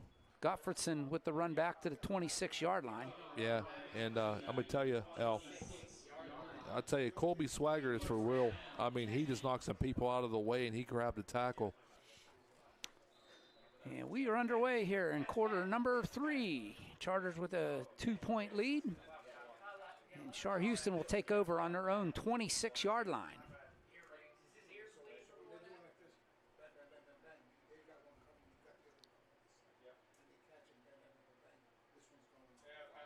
There's a flag There's over a flag here. down. They go to the far side. They wrap him up in the backfield. He's going to be brought down for loss. Let's see what the hanky's for. He's down around the 21, 22-yard line.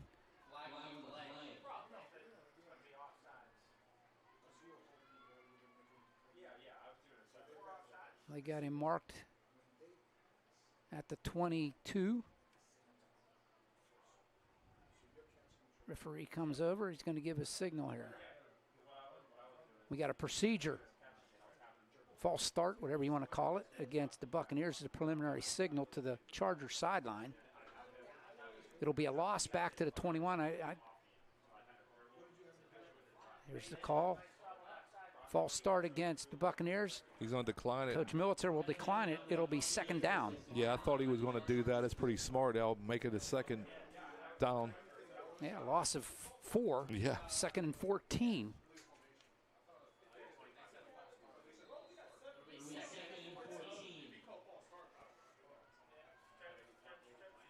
Walsh back in the shotgun. Another movement. There's another false start. Chartiers-Houston moved on that one for sure. Saw that from McMurray. There you see the official. False start. This time they'll send them back. So, second and 19. Yeah, Chartiers-Houston looking for the first one of the year. Al, they're 0-5, so I'm sure that was a little bit, hey, come on, let's go, so.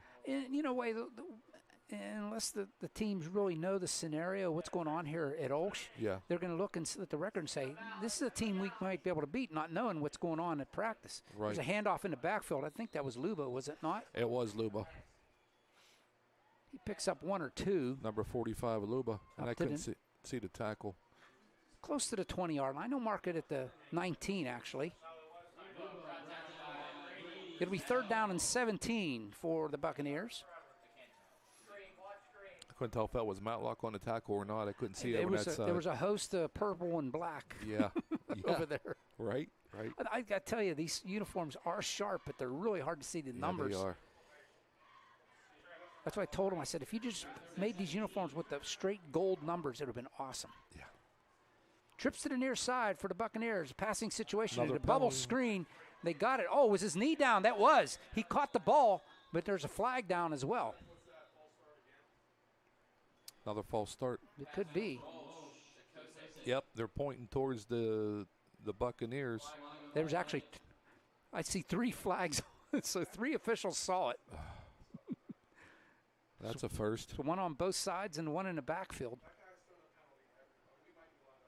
Holding. Holding. Maybe there's multiple penalties here. It could be.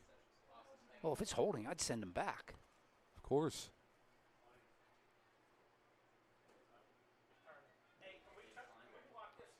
Nope, false start and holding. And holding. So declined. Decline it. 4th down. 4th down. Yep. No, 3rd down. Still 3rd down. Well, first 2 penalties, I'm sure they're not going to decline both of It's them. 4th down. It's 4th and 17. Oh, it's 4th and 17, yes. Yeah. Gotcha, yeah. Yep.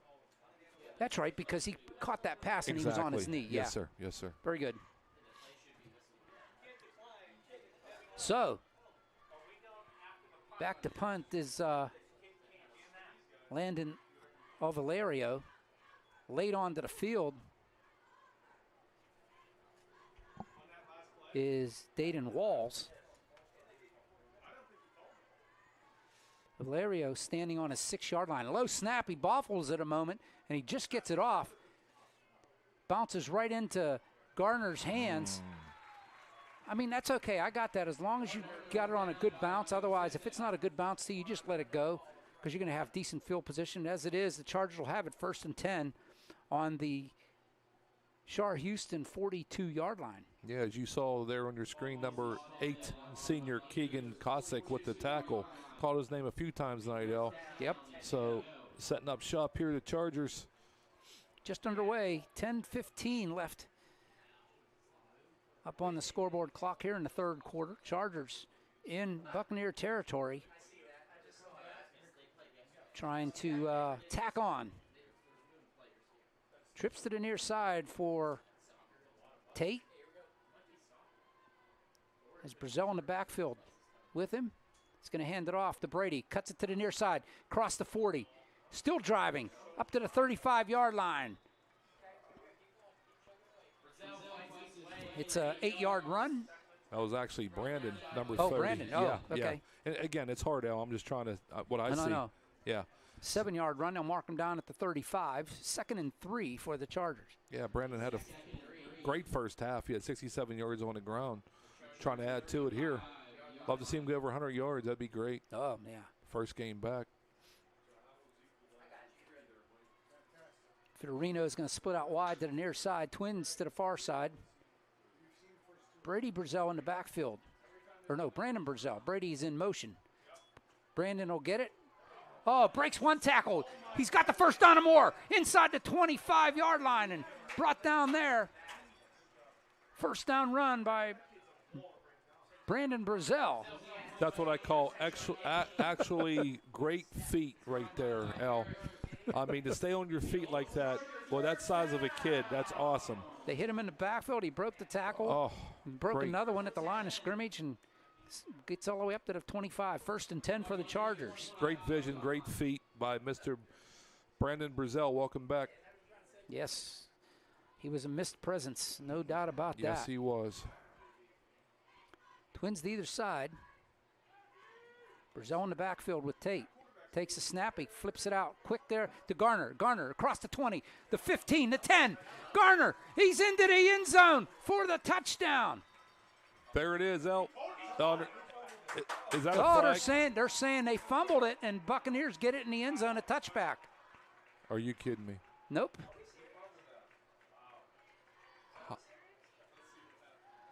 Wow, let's wish we had this on replay. He was into the end zone, and they're saying he fumbled it before he went in. The Buccaneers jump on it. They'll have it 1st and 10 at the 20. Wow. I mean, everything worked to perfection, and then he just, on the corner over there, just lost it. So, Chartiers-Houston gets the ball on the 20-yard line. Coach Miller's got to be pulling what hair he has left on his head that out. should have been a touchdown Oh, for sure. yeah. Oh, yeah. There we go. The Buccaneers now with the ball 1st and 10 at their own 20. 8:43 left in the third.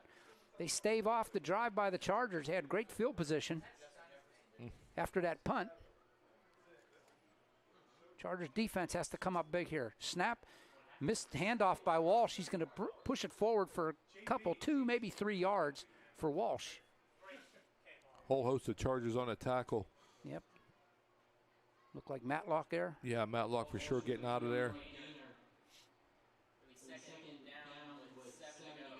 Matlock's having a well of a game, Al.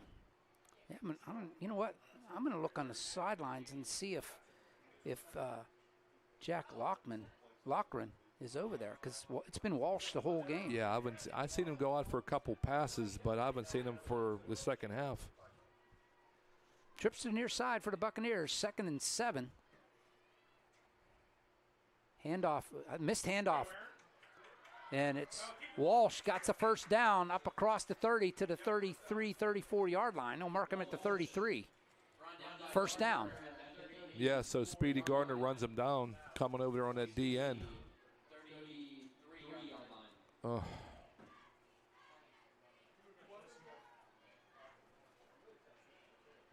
And this is Buccaneer football right now. They're just going to run it right at you and say, stop me if you can. It reminds me of Rochester a little bit, the way they're running the ball. Yes, no doubt. Yeah. Yep, I was thinking that in the first half. And then they started throwing it, and I was like, wait a minute. Yeah. Trips to the near side. Walsh gets a snap. Again, it's a keeper, and he's going to get hit in the backfield, never make the line. And the Chargers take it away.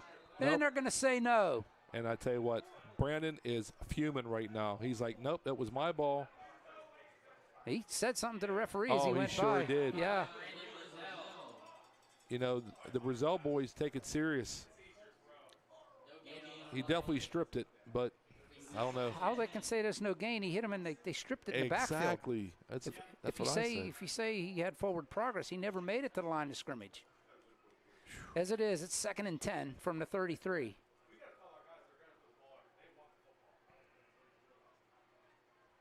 Trips to the near side for Walsh. Luba in the backfield with him. This kid's way off sides over here. I could be wrong. Little bubble screen. Bobbled a moment and brought down immediately at the 35. Pick up a 2. That's Mr. Tate. Mr. Tate on the tackle. Yes, sir. Yep. That was Kosick with the reception. This time he picks up 2. It'll be 3rd and 8.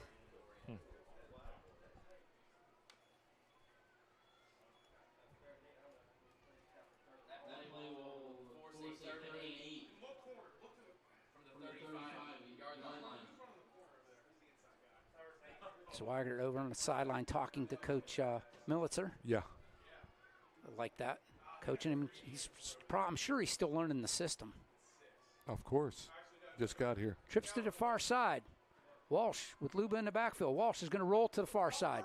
He's getting pressured, turned upfield, and missed one tackle. He breaks one. He's got a first down and more.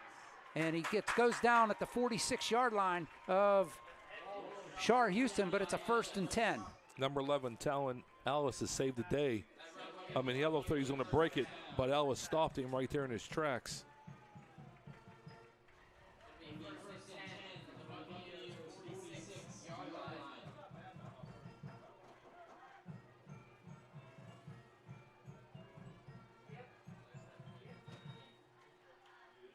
Their Koch comes out of the lineup for the Chargers. From the 46, 1st and 10, new set of downs for the Buccaneers. Chartiers-Houston trying to recapture the lead here in the 3rd quarter. Walsh, straight run up the middle. He gets hit at the line of scrimmage. Maybe 1. They'll give him 2. Up to the 48. 2nd and 8. Nice clogger by the Chargers. Stop it and get the ball. Damari Bruff in the lineup for the Chargers. He's having a good year. He plays with such passion. He really does. Yeah. Yeah. He's fun to talk to. He's at practice and. Yeah, Joe Hatherley. He's really come on. Hatherley. Yeah. He's having a year. Yep. Polchek. The line. Yeah, the whole line. Yep. 2nd and 8 from the 48. Oh. They drew him and off. offsides, Chargers. I meant Vocecchio, I'm sorry. That's what I meant. They were all on the line doing a great job. Yeah, I'm anticipating that snap count, and a couple of the Chargers go talk to him. It's like, it's okay, man. We got this. Yeah. March off 5 yards. It'll be 2nd and 3 now. A little bit better if you're a Chartiers-Houston fan. See if the Chargers can get somebody in the backfield here. Walsh in the shotgun. Snap throw. And it's going to be, he's going to step out of bounds. I saw where he stepped out. See if they mark him. They got him. No, they're giving him an extra yard. It's going to be a first down. It would have been a first down anyway. Yeah, once again, Mr. Kosick, he's Johnny on the spot. Couldn't stop him. They'll mark him out at the 42-yard line of Chargers. 1st and 10. Chartiers-Houston getting a little drive going here. 4:05 on the clock from the 42 on the near hash mark on this Saturday evening. That's different, Hyle. Yep. Saturday afternoon next week. Yeah. Walsh back to pass. Steps up, and he's got a man open, and he's got it inside the 15, brought down around the 10-yard line. Wow. So it's Brady Gottfredson made the catch right there, wide open. At the 10, it's 1st and goal for the Buccaneers. Nice pass. Just got to stop him here, El. Vocecchio back in the lineup for the Chargers. Is that the Mari coming off? Yeah, I think it is. Yep.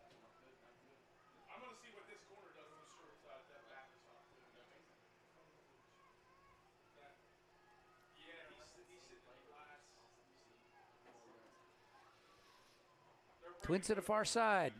Walsh one more time in the shotgun. Hands it off to Lou. No, he goes down. He dropped the ball and just fell on it at the 15.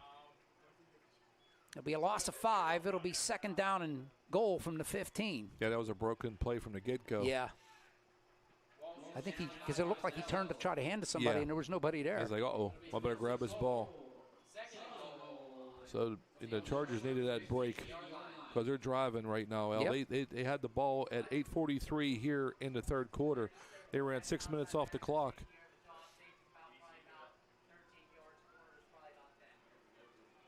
I see Romano walking on the sideline over there, but I see no 17, Marty. So Yeah, I don't know. Luba in the backfield. Walsh stands on his 20 in the shotgun. 2nd and goal from the 15. Hands it. No, he keeps it. Side steps, wrapped up. Before he got to the line of scrimmage, he'll lose another one back to the 16. You know who that was? Brandon Brazel will tackle him in the backfield. Mr. Milk Truck on the spot. I'm sure I get heck from Julie, but I'm calling him Milk Truck because that's where he's built like. I'm just being honest with you. The kid has some thickness, and I'm going to tell you, he has some speed. And he's clogging that middle up, and he just excited as heck to be back here with his teammates, El. 3rd and goal from the 16 for the Buccaneers. Stop him here. Twins to the far side.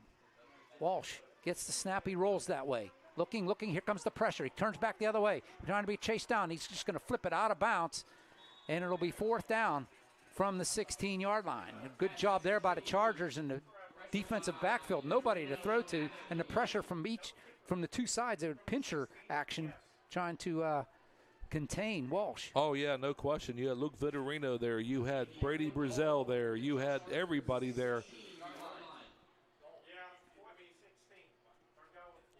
So 4th and goal from the 16. Yeah. And going to go for it. Because why not? If you're the Buccaneers, you figure if you don't make it, the Chargers going to be deep in their own territory. Yeah, so Landon Stremel brings into play for Chartiers-Houston Buccaneers for Terry Fetzko. So let's see what happens. Twins to the near side. We got a whistle, timeout. Yeah, Buccaneers. They didn't see something they liked. First timeout at a half for Chartiers-Houston. And this is a big play. This is, I understand them taking the time out here. Yeah, once again, one offensive score all night. The rest was defense. You know, strips, and more strips.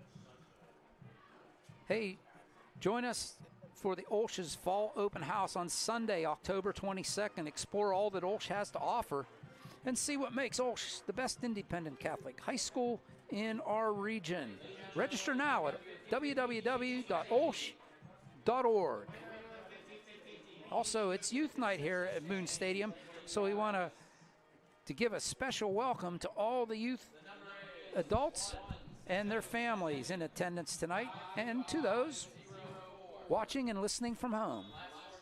Sorry, I was checking my 50-50 tickets. Thought maybe a little hot dog over sheets after the game. Wasn't us. It was. I tried to play for both of us. I said, it's a free meal at Sheets right across the street over here. 1:40 left on the third quarter clock. It's 4th and goal from the 16-yard line for Chartiers-Houston Buccaneers. They'll send Twins to the far side. Walsh back to pass. Oh, here comes the pressure. A hold. There's the flag. They got it. Luba on a hold. They'll still running Walsh. Not going to matter. He's going to flip it into the end zone. Not going to matter. It'll be caught. Oh no, they're saying touchdown. He caught it, but it's coming back. Luba was holding. It's coming back. Number 45, plain as day. They finally got it. When you stretch the jersey, when he's running away and you stretch the jersey 2 yards, they're going to call it. Why did that 45 like 41 all of a sudden? What happened? Now they get it. Yeah, I mean, plain as day, you saw on your screen that Luba held him. So it's coming back. So it'll be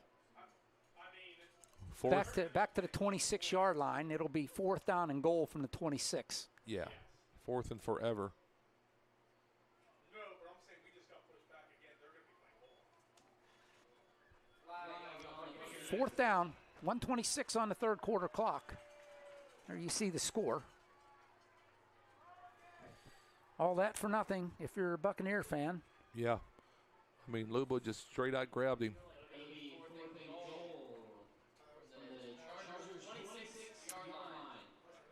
They break the huddle. Send Twins to the far side. Luba will stay in the backfield with Walsh.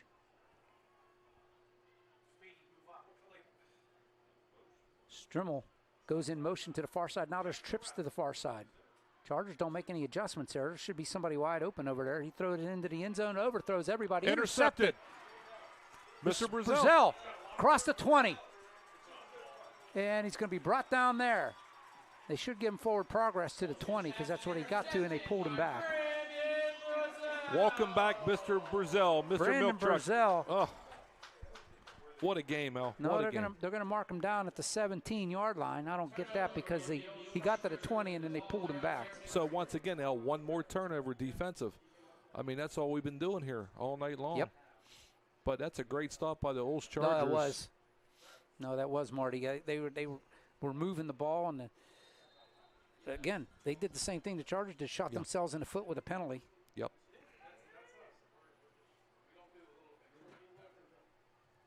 First and 10 for the Chargers at their 17. 1:15. Buccaneers had that almost the whole quarter. They did. They took 9 minutes off the clock. Handoff. Garner trying to get to the outside. He got the corner. Oh, he slips and falls and goes down. That's a Phil tackler again. That turf monster reached up and grabbed him. He still was able to pick up a couple yards to the 19. They're marking him at 19-yard line. Picks up 2. It'll be 2nd and 8. But Garner had some open field if he could have kept his feet. And with his speed and moves, who knows? He might still be running. That's right. 2nd and 8 with under a minute to go here in the third. And it's got to feel going down to the last minute of the game to be the winner. I hate to say it, but that's what it's feeling like. Yeah. Hey, with the Chargers' health right now, a win is a win is a win. Oh, you're 100% right. And the section one at that, Al. That's big. Trips to the near side. Here comes Garner. They called it. Got the corner? Nope, it's coming back. There's a flag right there as a hold on the Chargers. Yep. Brady is going to get called for it. He knows it. That'll move it back. It'll be 2nd and 18 for the Chargers. Now, I'm not keeping track, but there's over 200 penalty yards sitting on for both Between teams. the teams, yeah. Brady's like, what did I do? But I wasn't watching. I was looking at the defense and seeing what the defense was going to do. I saw the flag fly, and Brady just turned his head up in the air like, what did I do is right. But so was it one of those ones where the flag hit him? Got your hands caught in a cookie jar. But, hey, just being aggressive, I like that, you know. It'll move the ball back to should be the 12-yard line. I mean, honestly, some of the plays I saw the first half that the referees missed. They're moving it back to the 10. They're doing a Maybelline call called makeup. There's no question there. Now they're moving it back to the 9.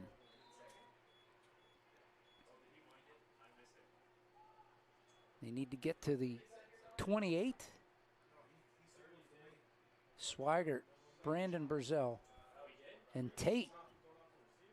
That's something different. Tate is going split out wide. This is going to be a trickery play here. Brady Burzell looks like he's going to take the snap. Wildcat. There's a straight run. Brady cuts it up. Still going across the 10 to the 11. It'll be 3rd down and 15.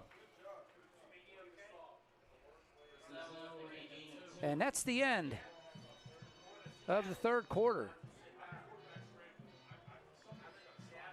With the score, the Chargers 14.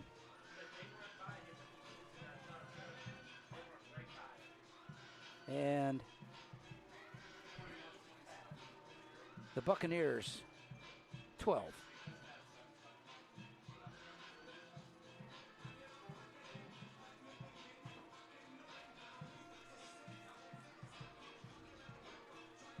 Hey, there's no better way to see yourself as an OLSH student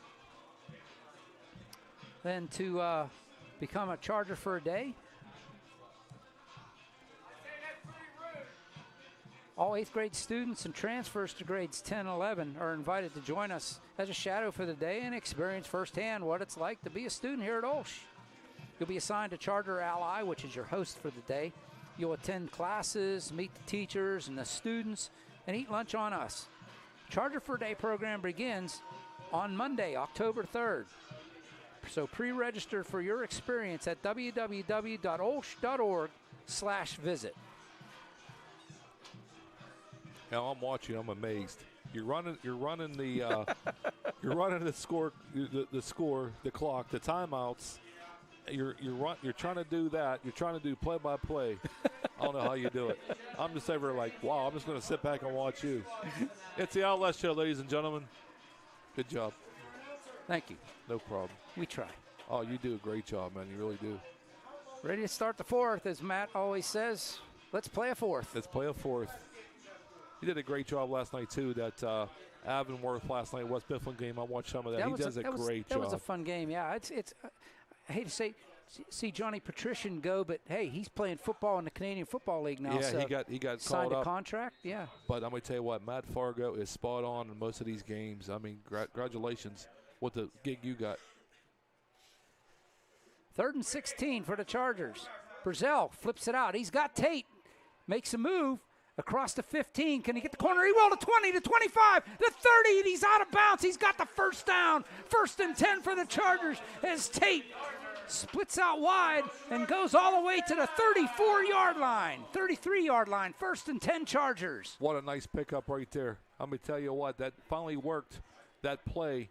Right now, Gardner just ready to bust out. You can just tell. That was Gardner, yeah. Yeah, that was Gardner. I was thinking it was Tate. That's okay. They have the same running style. They do. There's no question. They're both good athletes, and we're blessed to have them here at OLSH. That was sorry, Speedy. But they had Tate out to the other side. Yeah, they did. Yeah. Now they're going to switch it around.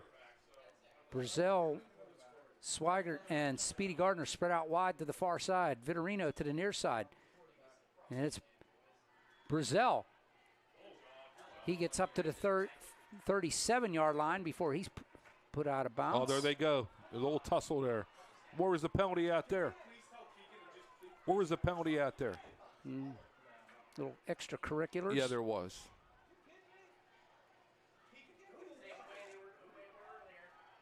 They'll mark him at the 37-yard line. 2nd down and 6.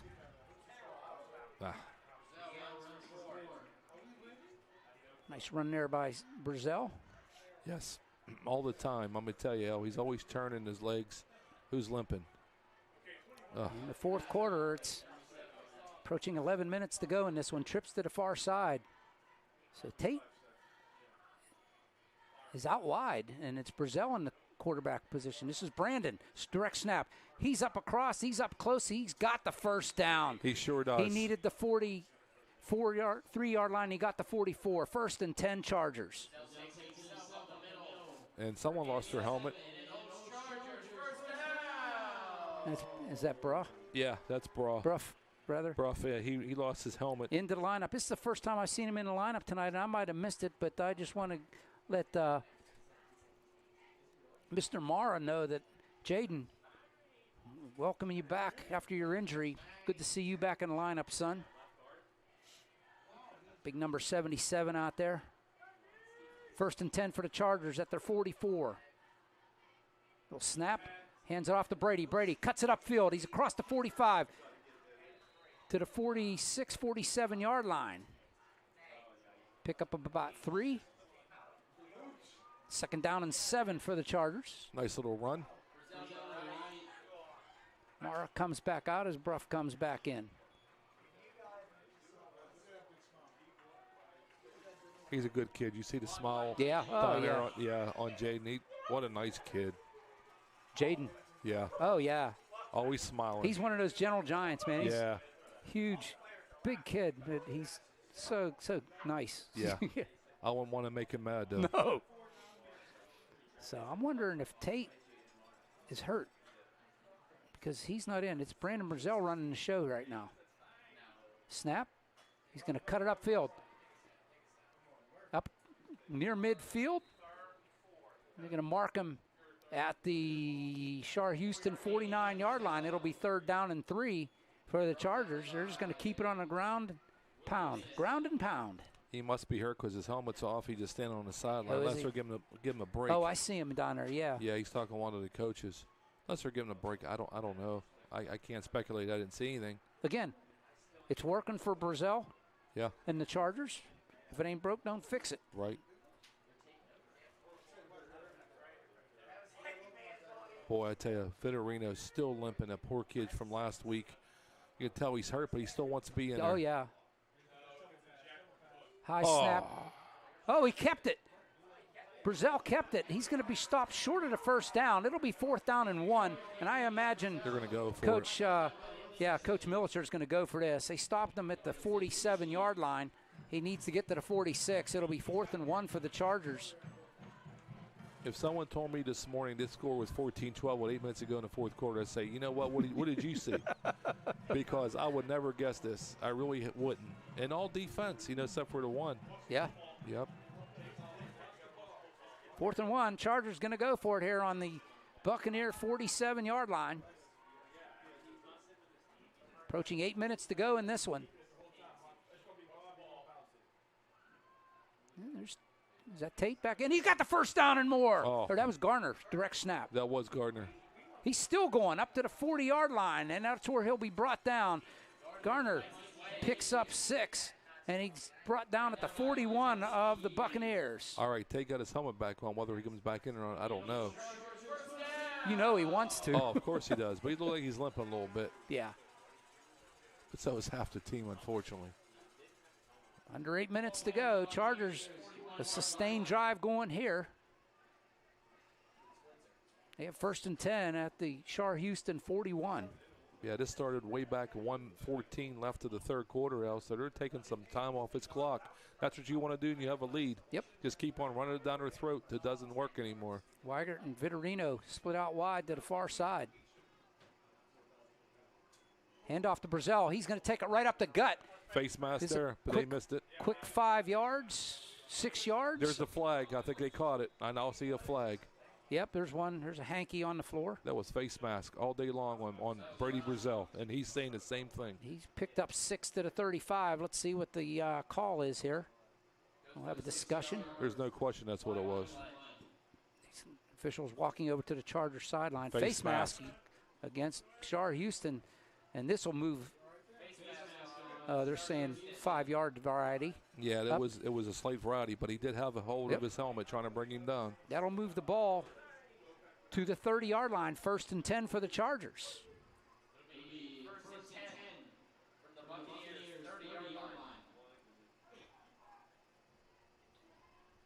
Yeah, this ball started on the 17-yard line now, so they're moving. Yeah, Vitorino, he does have a little catch in his giddy-up. Yes, he sure does. Vitorino and Swigert out far to the far side. Brazell takes the snap. Direct snap to Brady. Right up the middle. And right now, Chargers playing punch in the mouth football. Picks up another 5 yards. There's a flag. Yeah. And that was a tackle number 75, Paul Williamson, for the Buccaneers. Let's see what this is about now. Yeah. He goes off without his helmet. Officials have a discussion here. The ball is being marked at the 25-yard line, 5-yard run by Brazell. It's going to, yep. Personal foul. Chartiers-Houston. Face mask. No, that'll be 15-yard variety. That'll be half the distance. That'll move it all the way up to the, marking it at the 12-yard line officially. Wow. And Chartiers-Houston did what Chargers did the first half. They're just biting themselves in the foot. Yeah. And I'm going to tell you, they just keep on churning the clock. That's all that matters in this game. Under 7 to go. Official still over the ball. Not ready for play yet. The play clock's got to restart. It's down to 13. I don't know why. Down to 8. Gardner under center. Ball on the floor. Garner's going to try to make something out of nothing. He's got the corner. He's going to pick up some yardage there inside or right around the 10-yard line. See where they mark him. Out of bounds he goes. Right at the 10-yard line. They'll pick up about 2 or 3. 2 yards to the 10. It'll be 2nd and 8 from the 10. Looking for a flag. Didn't see one. It's been a while. Speedy dropped the ball, and I say this all the time, more on kicks and stuff. When you drop the ball, it sets the timing off for everything. It does. And a lot of times it opens things up for you, the runner. Yeah, because everything's off. All timing is right, Al. Wow. Trips to the near side. Brady Brazell goes spread out wide to the far side. Garner with the snap. He's going to flip it out. He's got Swigert. Swigert inside the 10, the 5. Oh, and he slips and goes down. Oh.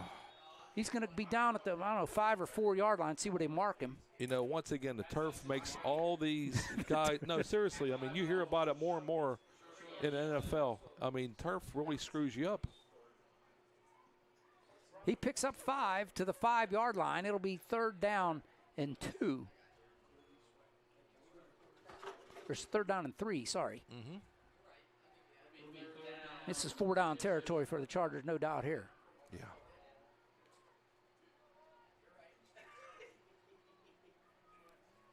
Play clock down to 14. 8-minute drive so far for your Chargers. Brazell in the backfield, straight run, up the middle. 1, maybe 2 yards, still falls forward. Oh, he lost the ball. No, they're saying he was down. Okay. It's a gain of 1. It'll go to the 4 yard line. It'll be 4th and 2. Maybe 1. I don't know. See where they mark him. 4 yard line. Brandon saying someone punched the ball out of my arms. I can see him down there making suggestions. Officials timeout. Oh, we got a Chartiers-Houston player sitting on the goal line. Yep. Looks like Austin Bruck.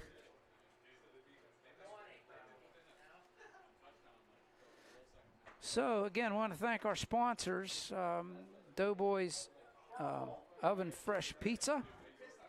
IBEW Local Union 712. Lasego Automotive Sales and Service.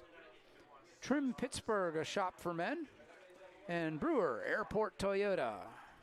Western Pennsylvania's #1 volume Toyota dealer. Thank you all. 4th and 1 for the Chargers inside the 5-yard line. The ball sits right on the 4. And the Buccaneers never had the ball the whole fourth quarter so far. Right, the fourth quarter. Yep. Yeah. And there's 4 ticks under 5 minutes left in this one. There goes the clock. It's rolling. Official winds it. 4th and 1 from the 4 for the Chargers.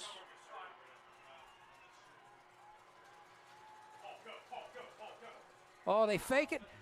Brazell goes to the flag. He walks it in. Brandon Brazell. There it is. Mr. Brazell on the carry to make the Chargers widen the lead. 20 to 12 with 4 to go. That's huge. And big time out. Again, they wait, we get a player down. That's a Charger, I believe. Yeah, it is.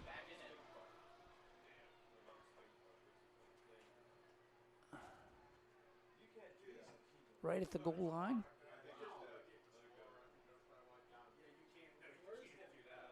Can't see who it is, but he's laying right on the 5-yard line. But anyway, yeah, what a drive by the Chargers. 8 up, 10 minutes at least on the clock. Yeah, with Brazell in for the touchdown. And punch it in. Yep. Where was the ball at, Al? I was looking over here at something. I think it was 9 yards out. No, 4. It was on the 4. 4-yard line? 4-yard run. Yep, so Brandon Brazell on a 4-yard run. Again. 4th and 1. Nice game, Brandon Brazell and company. Oh, okay. They're stretching him out. Cramps. Looks like a cramp. That's what a leader does, though, Al. He comes back and says, hey, we're going to win this game. He put the team on my shoulders, and that's exactly what he did so far here in the fourth quarter. Well, I'll tell you what, if you've never had, I've said this before, but if you've never had a cramp, no, you understand the pain. You just want to say, cut it off. The house can catch on fire, and I'll never get out of it. No, right. I'm going to tell you that. Yeah, I get them all the time, and they're not fun. Oh, it's Swigert. Was that it was? Yeah. Okay.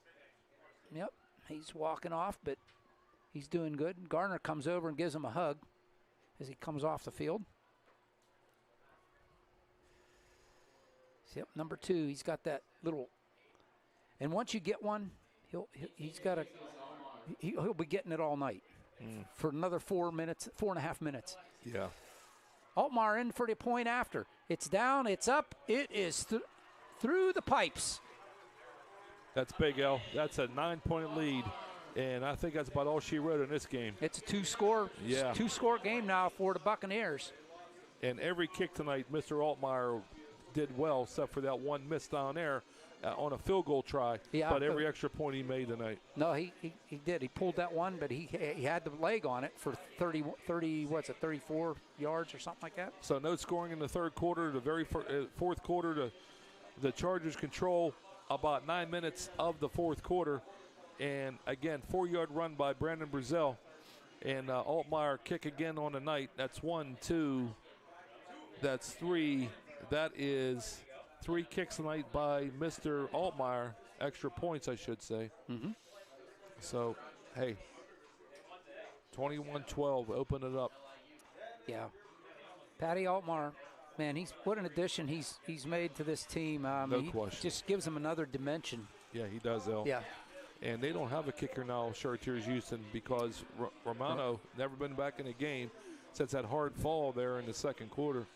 Well, they've had that Oliveri, who's been kicking. He's been punting anyway for them. So okay. But, I mean, but they never really had to kick it yet. Yep. Yeah. They haven't had the opportunity exactly, since because Chargers had the ball the whole fourth quarter. Right. Well, even in the first half after he. Yeah. Altmaier tees it up on the far hash. 21-12 lead for the Chargers. Altmar's run up. He's going to squib this one. Down the sideline, it's going to go out of bounds. It'll be illegal procedure for the Chargers. And Buccaneers, with 4:34 left in the game, will get the ball out at their 35-yard line. Yeah, let's hold them here, Chargers, and take over the ball and run it out. But, yeah, boy. There you see the official legal procedure is the official call. That's probably at least 15, 20 penalties tonight. I mean, I'm sure both coaches are going to be fuming after the game, but when you win a section game, it doesn't matter. I mean, if we do win this game, which I think we will, obviously, we're going to be now, 2-1 in the section. Heading to Burgettstown next week. That's big. From the 35, far hash. Walsh calls for the ball. Twins to either side for him. Back to pass. Looking, he's going to step up and let her fly. This one's going to be too tall, too long. Incomplete pass. I see no flags. Nope. Second down. To Kozik one more time. He overflew Kozik about probably 5 yards, though. But, yeah, I mean, they was covering pretty well down there. Mr. Gardner, or is that Mr. Tate covering over there? Again, with these uniforms down there. That's Mr. Tate. Was it? Yep, number 3. These uniforms, I mean, they're sharp, but, boy, they're hard to see the number, especially on the other side of the field. Yeah. Yeah, Garner's on this side. Mm-hmm. Yep. Yeah, Tate's your free safety back here. Yeah. Once again, quarterback draw goes up the middle, and he brought down after about a 4 or 5 yard gain by Walsh. We're going to mark him down at the 39. Pick up of 4. It'll be third down. Third down and 6. Another tackle by Mr. Brandon Brazel again, number 30. They called his name. He's been a beast. He's got a lot of pinned up energy. For the last 2 weeks, so it's all we've been hearing, right? We get out on the field. I can't wait. Put me in, Coach. I'm ready to play. And there he is. Walsh again, ready to throw. He's going to fling it down the field. Nice catch out there. Wow, number 10, that was Isaac Jenkins on the catch. First and 10 for the Buccaneers at the Charger 40-yard line. They're trying to catch up quick as they can here. He climbs the ladder and brings it down. Under 4 minutes to go, 3:47, and as it rolls. Well, you got to do something when you're, a 2-score game down, so you got to do something. So that's why they're throwing the ball quick as they can to get a score. They're going to go in, bust or not, they're going to try it. 3.5 to go. Buccaneers have 2 timeouts in their pockets. Trips to the near side. Walsh again, faked the quick throw to the near side. He rolls out. He's going to throw it down the field, and this one is going to be knocked down and almost intercepted. A diving attempt by Garner. Couldn't get it at the 10-yard line. It'll fall incomplete. Well, Garner almost got his own deflection, his own interception now. So nice deflection by Garner. Almost an interception down on the 10-yard line, and that would have been about all she wrote on that one. Yeah.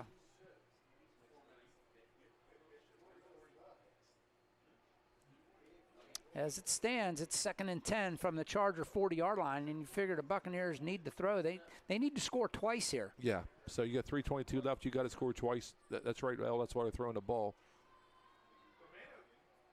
And I'm just waiting for him to take off running with the ball, faking it. That's what I'm waiting. Trips to the near side. Look like Chartiers-Houston moved 3 times. Oh, the end over there. Yeah, he moved 3 times. They call timeout. That's their last. No, they got one more. Sorry. They take their second timeout. One left with 3:22 on the clock. Yeah, they weren't sure. I don't think the receivers on this near side knew if they were supposed to be up or back in the slot or up on the line. But and you they can't move. You can't move. I don't care what anybody says. That guy out on the end down there moved twice. Yeah. And this guy moved here once, but I know what you're saying. But, yeah, that's what he called a timeout. Oh, yeah, because there was confusion there. And then their tackle on this side of the field, man, he moved right after they called timeout. I didn't see that. Oh, yeah. He stood up like he was ready to go, and they called timeout right before he stood up. Otherwise, they'd have been backed up 5 yards. As it stands, it's 2nd and 10 from the 40-yard line. Again, they'll set up with trips to the near side. Let's see if they got it straight this time. And the receivers are talking together. Who's back? Who's up? Well, they're just going to bring everybody, full house, wide is what they're going to do. They're going to do a Hail Mary. Trips to the near side. Luba in the backfield with Walsh. Walsh quickly throws it out to the near side, to 40, across the 30. He's going to be dragged down out of bounds. That's a horse collar. That's going to push them forward. That's a horse collar for sure. Yep. As Anthony Romano, talk about him being hurt, he's back in the lineup.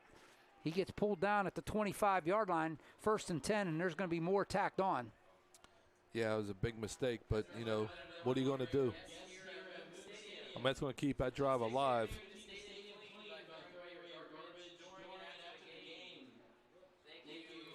See what the call is here. Yeah, it's horse color. Oh, yeah, there's no doubt. Dead ball. Personal foul on the Chargers. From the 25, that'll be half the distance, so that should move it to about the 13. And honestly, if he didn't tackle him, he might have broke loose because there was nobody behind him. So I get it. Sometimes I don't. They'll move it to the 12, or it will be 1st and 10 for the Buccaneers at the 12-yard line. But again, just 3 minutes left, 3:15 left in this one. Buccaneers need to score twice, so if they were able to punch it in here, they're going to need an onside kick.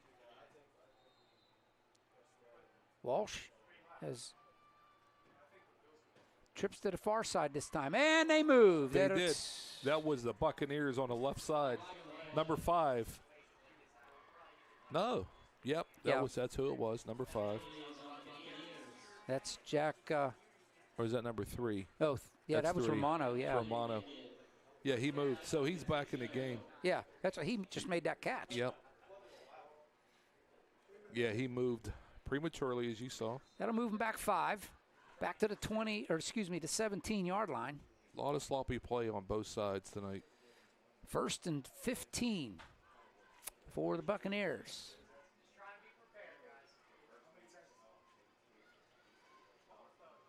Luba and Walsh converse. Luba switches sides, twins to the far side for Walsh. He's going to roll that way. Luba goes out into the flat. Walsh looks down the field, and it's almost Oh, he did get it. That's intercepted. Matlock. That's Matlock on the interception. Matlock. That looks like it. Did he drop back in coverage? Let me look. Hold on.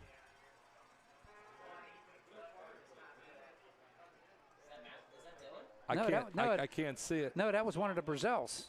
Was it? I don't know which one, but intercepted by the Chargers at the 10-yard line. 1st and 10 for the Chargers. Again, so far to see.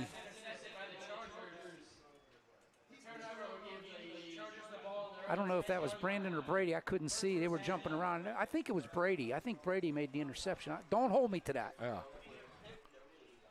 Huh? I can't see the. It was one of the Brazils, but I'm not sure who. Chargers take a timeout. They'll have 2 in the pocket. 3:07 left in this one. The Chargers need to move the chains a couple times, Marty, and I think because the Buccaneers only have 1 timeout left.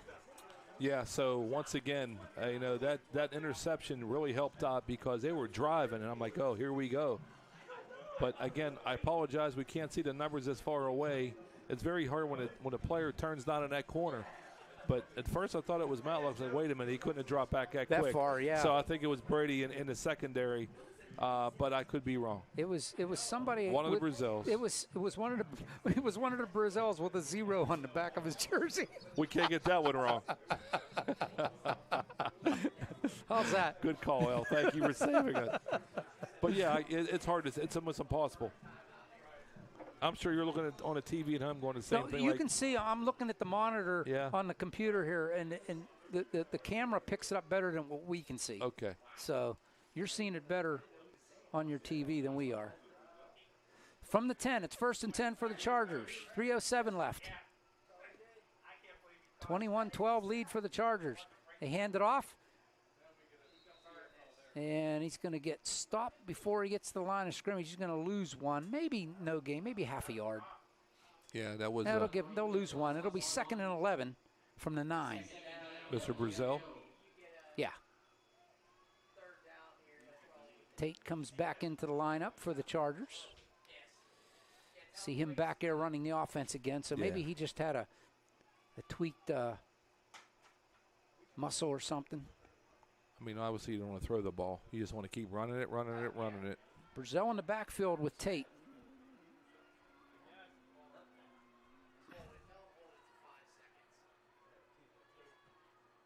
Snap, and he hands it off. Brazell hit at the 5-yard line. That's Brady. Goes down at the 5. Yeah, there was nobody to really to block for him. No. Somebody broke through the line, through that gap. But, yeah. Timeout. Chartiers-Houston, they take their last timeout.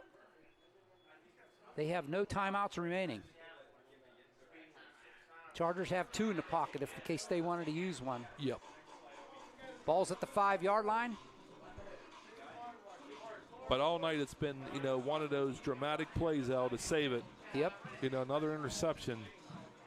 There were so many turnovers tonight. I think there was 7 turnovers as I counted. And I'm going to tell you. 3rd and 15 for the Chargers when we start play back up. Snap the ball at their 5-yard line. They've gone back 5 yards. They intercepted the ball at the 10.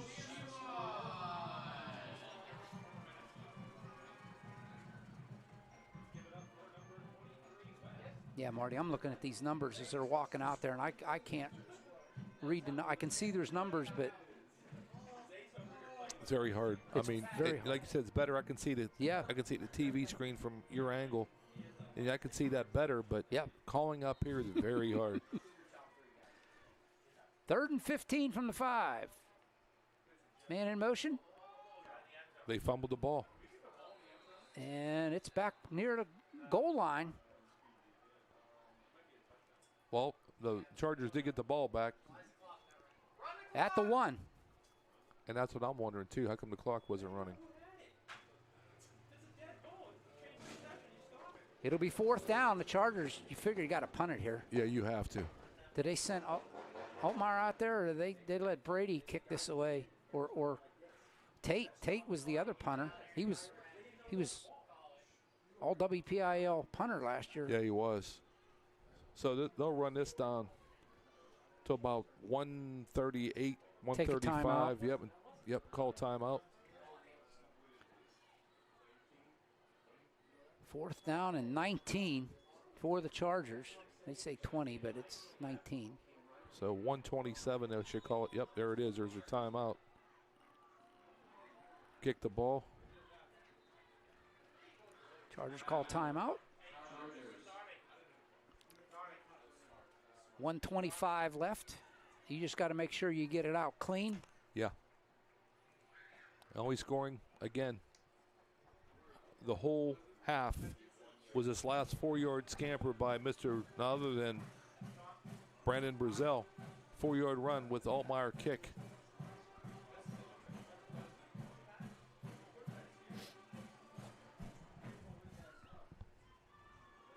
Hey, you want more information on OLSH Chargers for rosters, stories, and more? Visit www.olshathletics.org.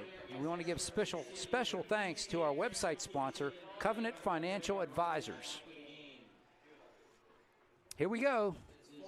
Altmaier back near the end line. Is that Altmaier? Yeah, it looks like it with the length. He's tall. Yeah, it is. That's easy to It's pick Patty. up. Yeah, it's Patty. Here we go. Ball set. 4th and 20 on the scoreboard. I have 4th and 19, but snap back. Altmaier. High kick. Not very far. It's going to hit and take a Buccaneer bounce, and it's going to be downed at the 21-yard line.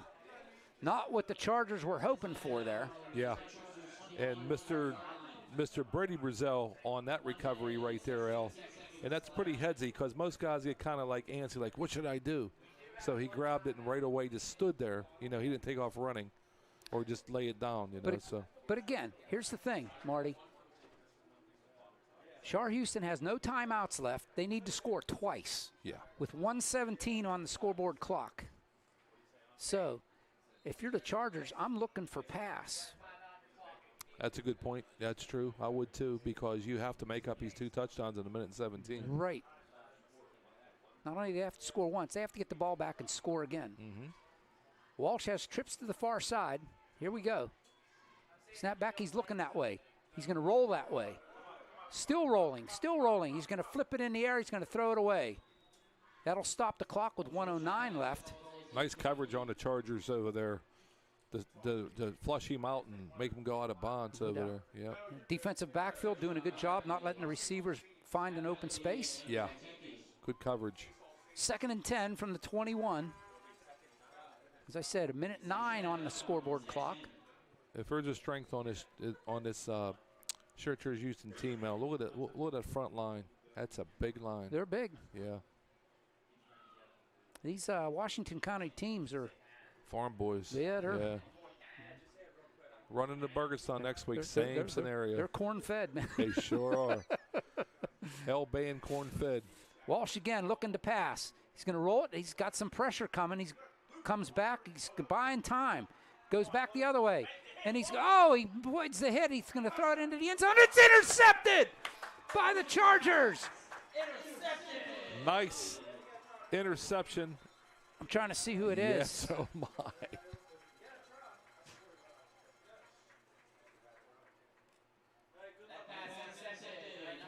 Oh, that's Ellis. There it is. Talon Ellis with the interception. Yeah, I couldn't see it either.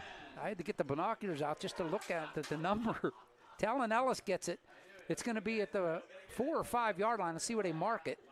So one more time, the defense saves them, El. That's 2 series in a row. Under a minute to go. Another turnover. Yep. They'll mark it at the 5, actually. 1st and 10 for the Chargers. I think we lead the category of turnovers 8-3. I really do. Oh, you mean? Yeah, turnovers, yeah. Turnovers in our favor. Yep, 8-3. Chargers go to the victory formation at the 5 yard line, 1st and 10. It's 2 weeks in a row we've seen victory formation at the end of the game. Clock's running, under 50 seconds to go.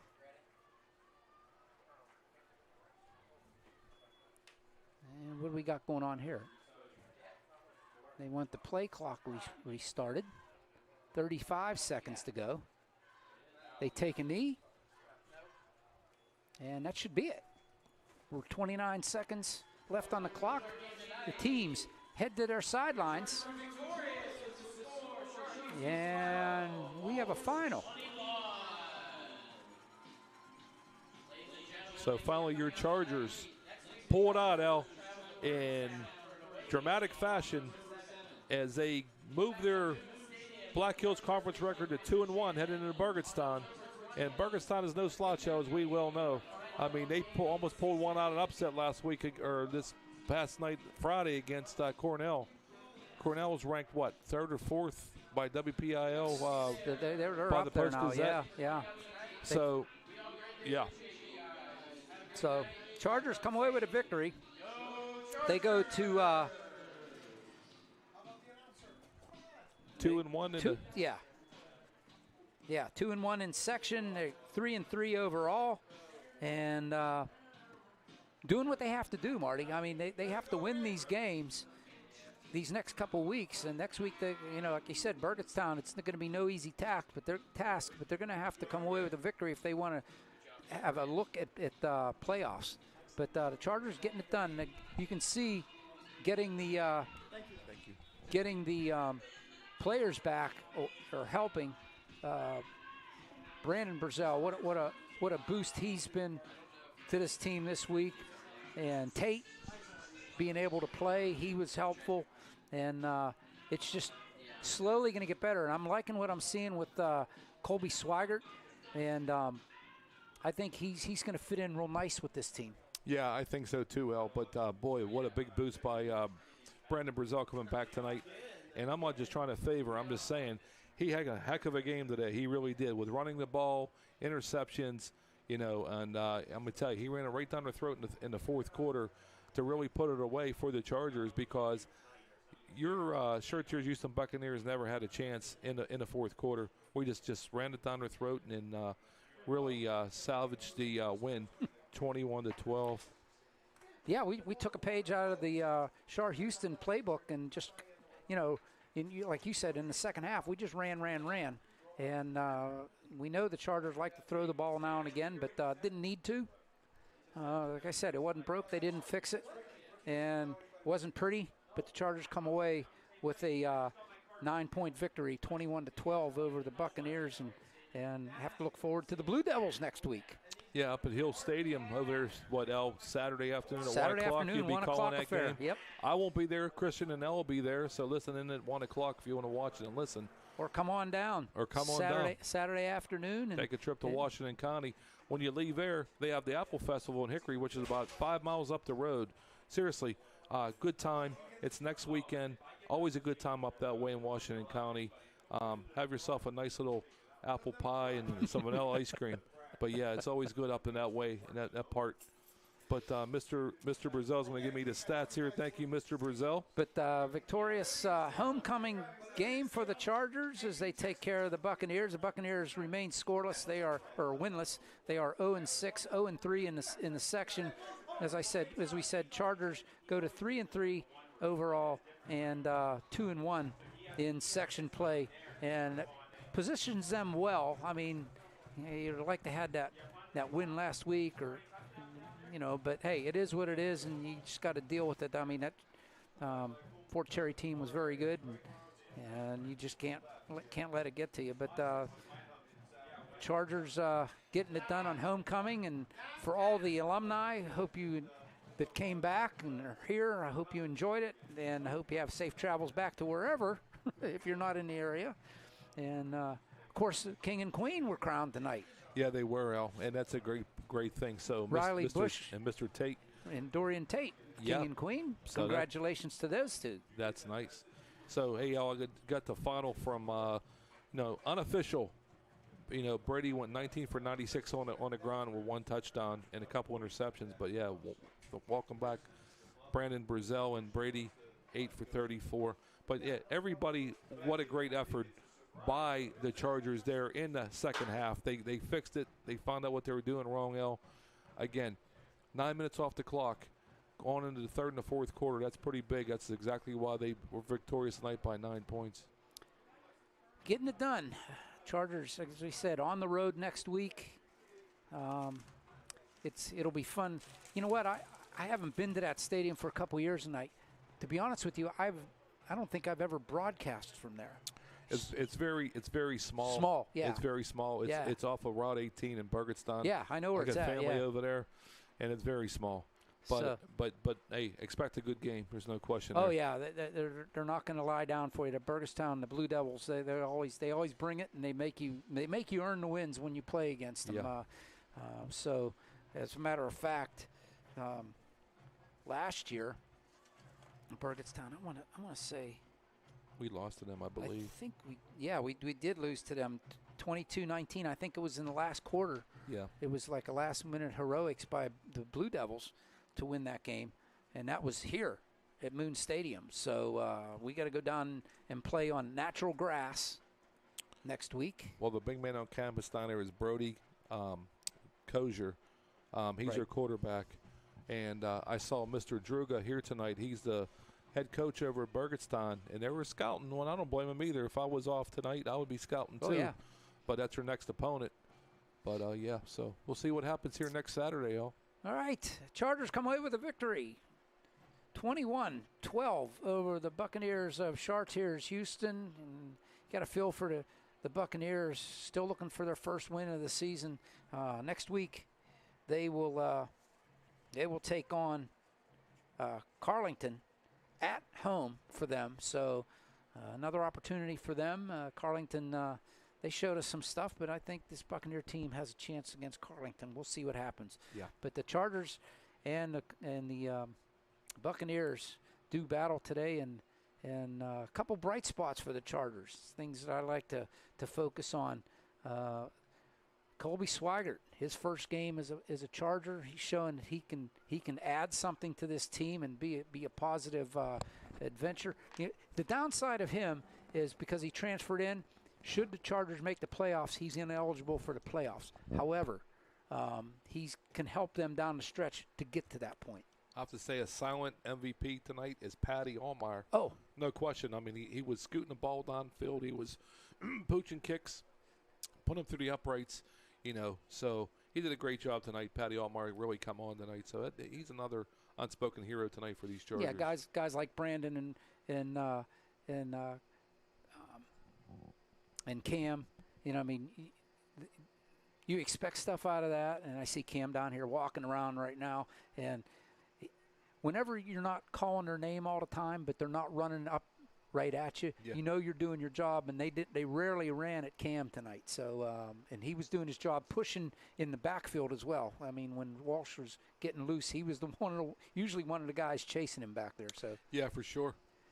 But all right, on behalf of everybody here at our OLSH Sports Network, I want to thank you for watching. Hope you enjoyed your evening, and we'll see you next week at Burgestown. Marty, thanks for coming by. Appreciate your help. It was a pleasure as always. Thanks. I want to thank Rick Romsberg for running the camera for us, stepping in. Thanks, Rick. Appreciate your help. Did a great job. I was watching on the monitor here. You did a great job. So on behalf of everybody here, thanks for watching. We'll see you next week as the Chargers and the Blue Devils do battle down at Burgestown. Another big section game for the Chargers. Chargers win tonight, 21-12 over the Buccaneers of Chartiers-Houston. Good night, everybody, from Moon Tiger Stadium.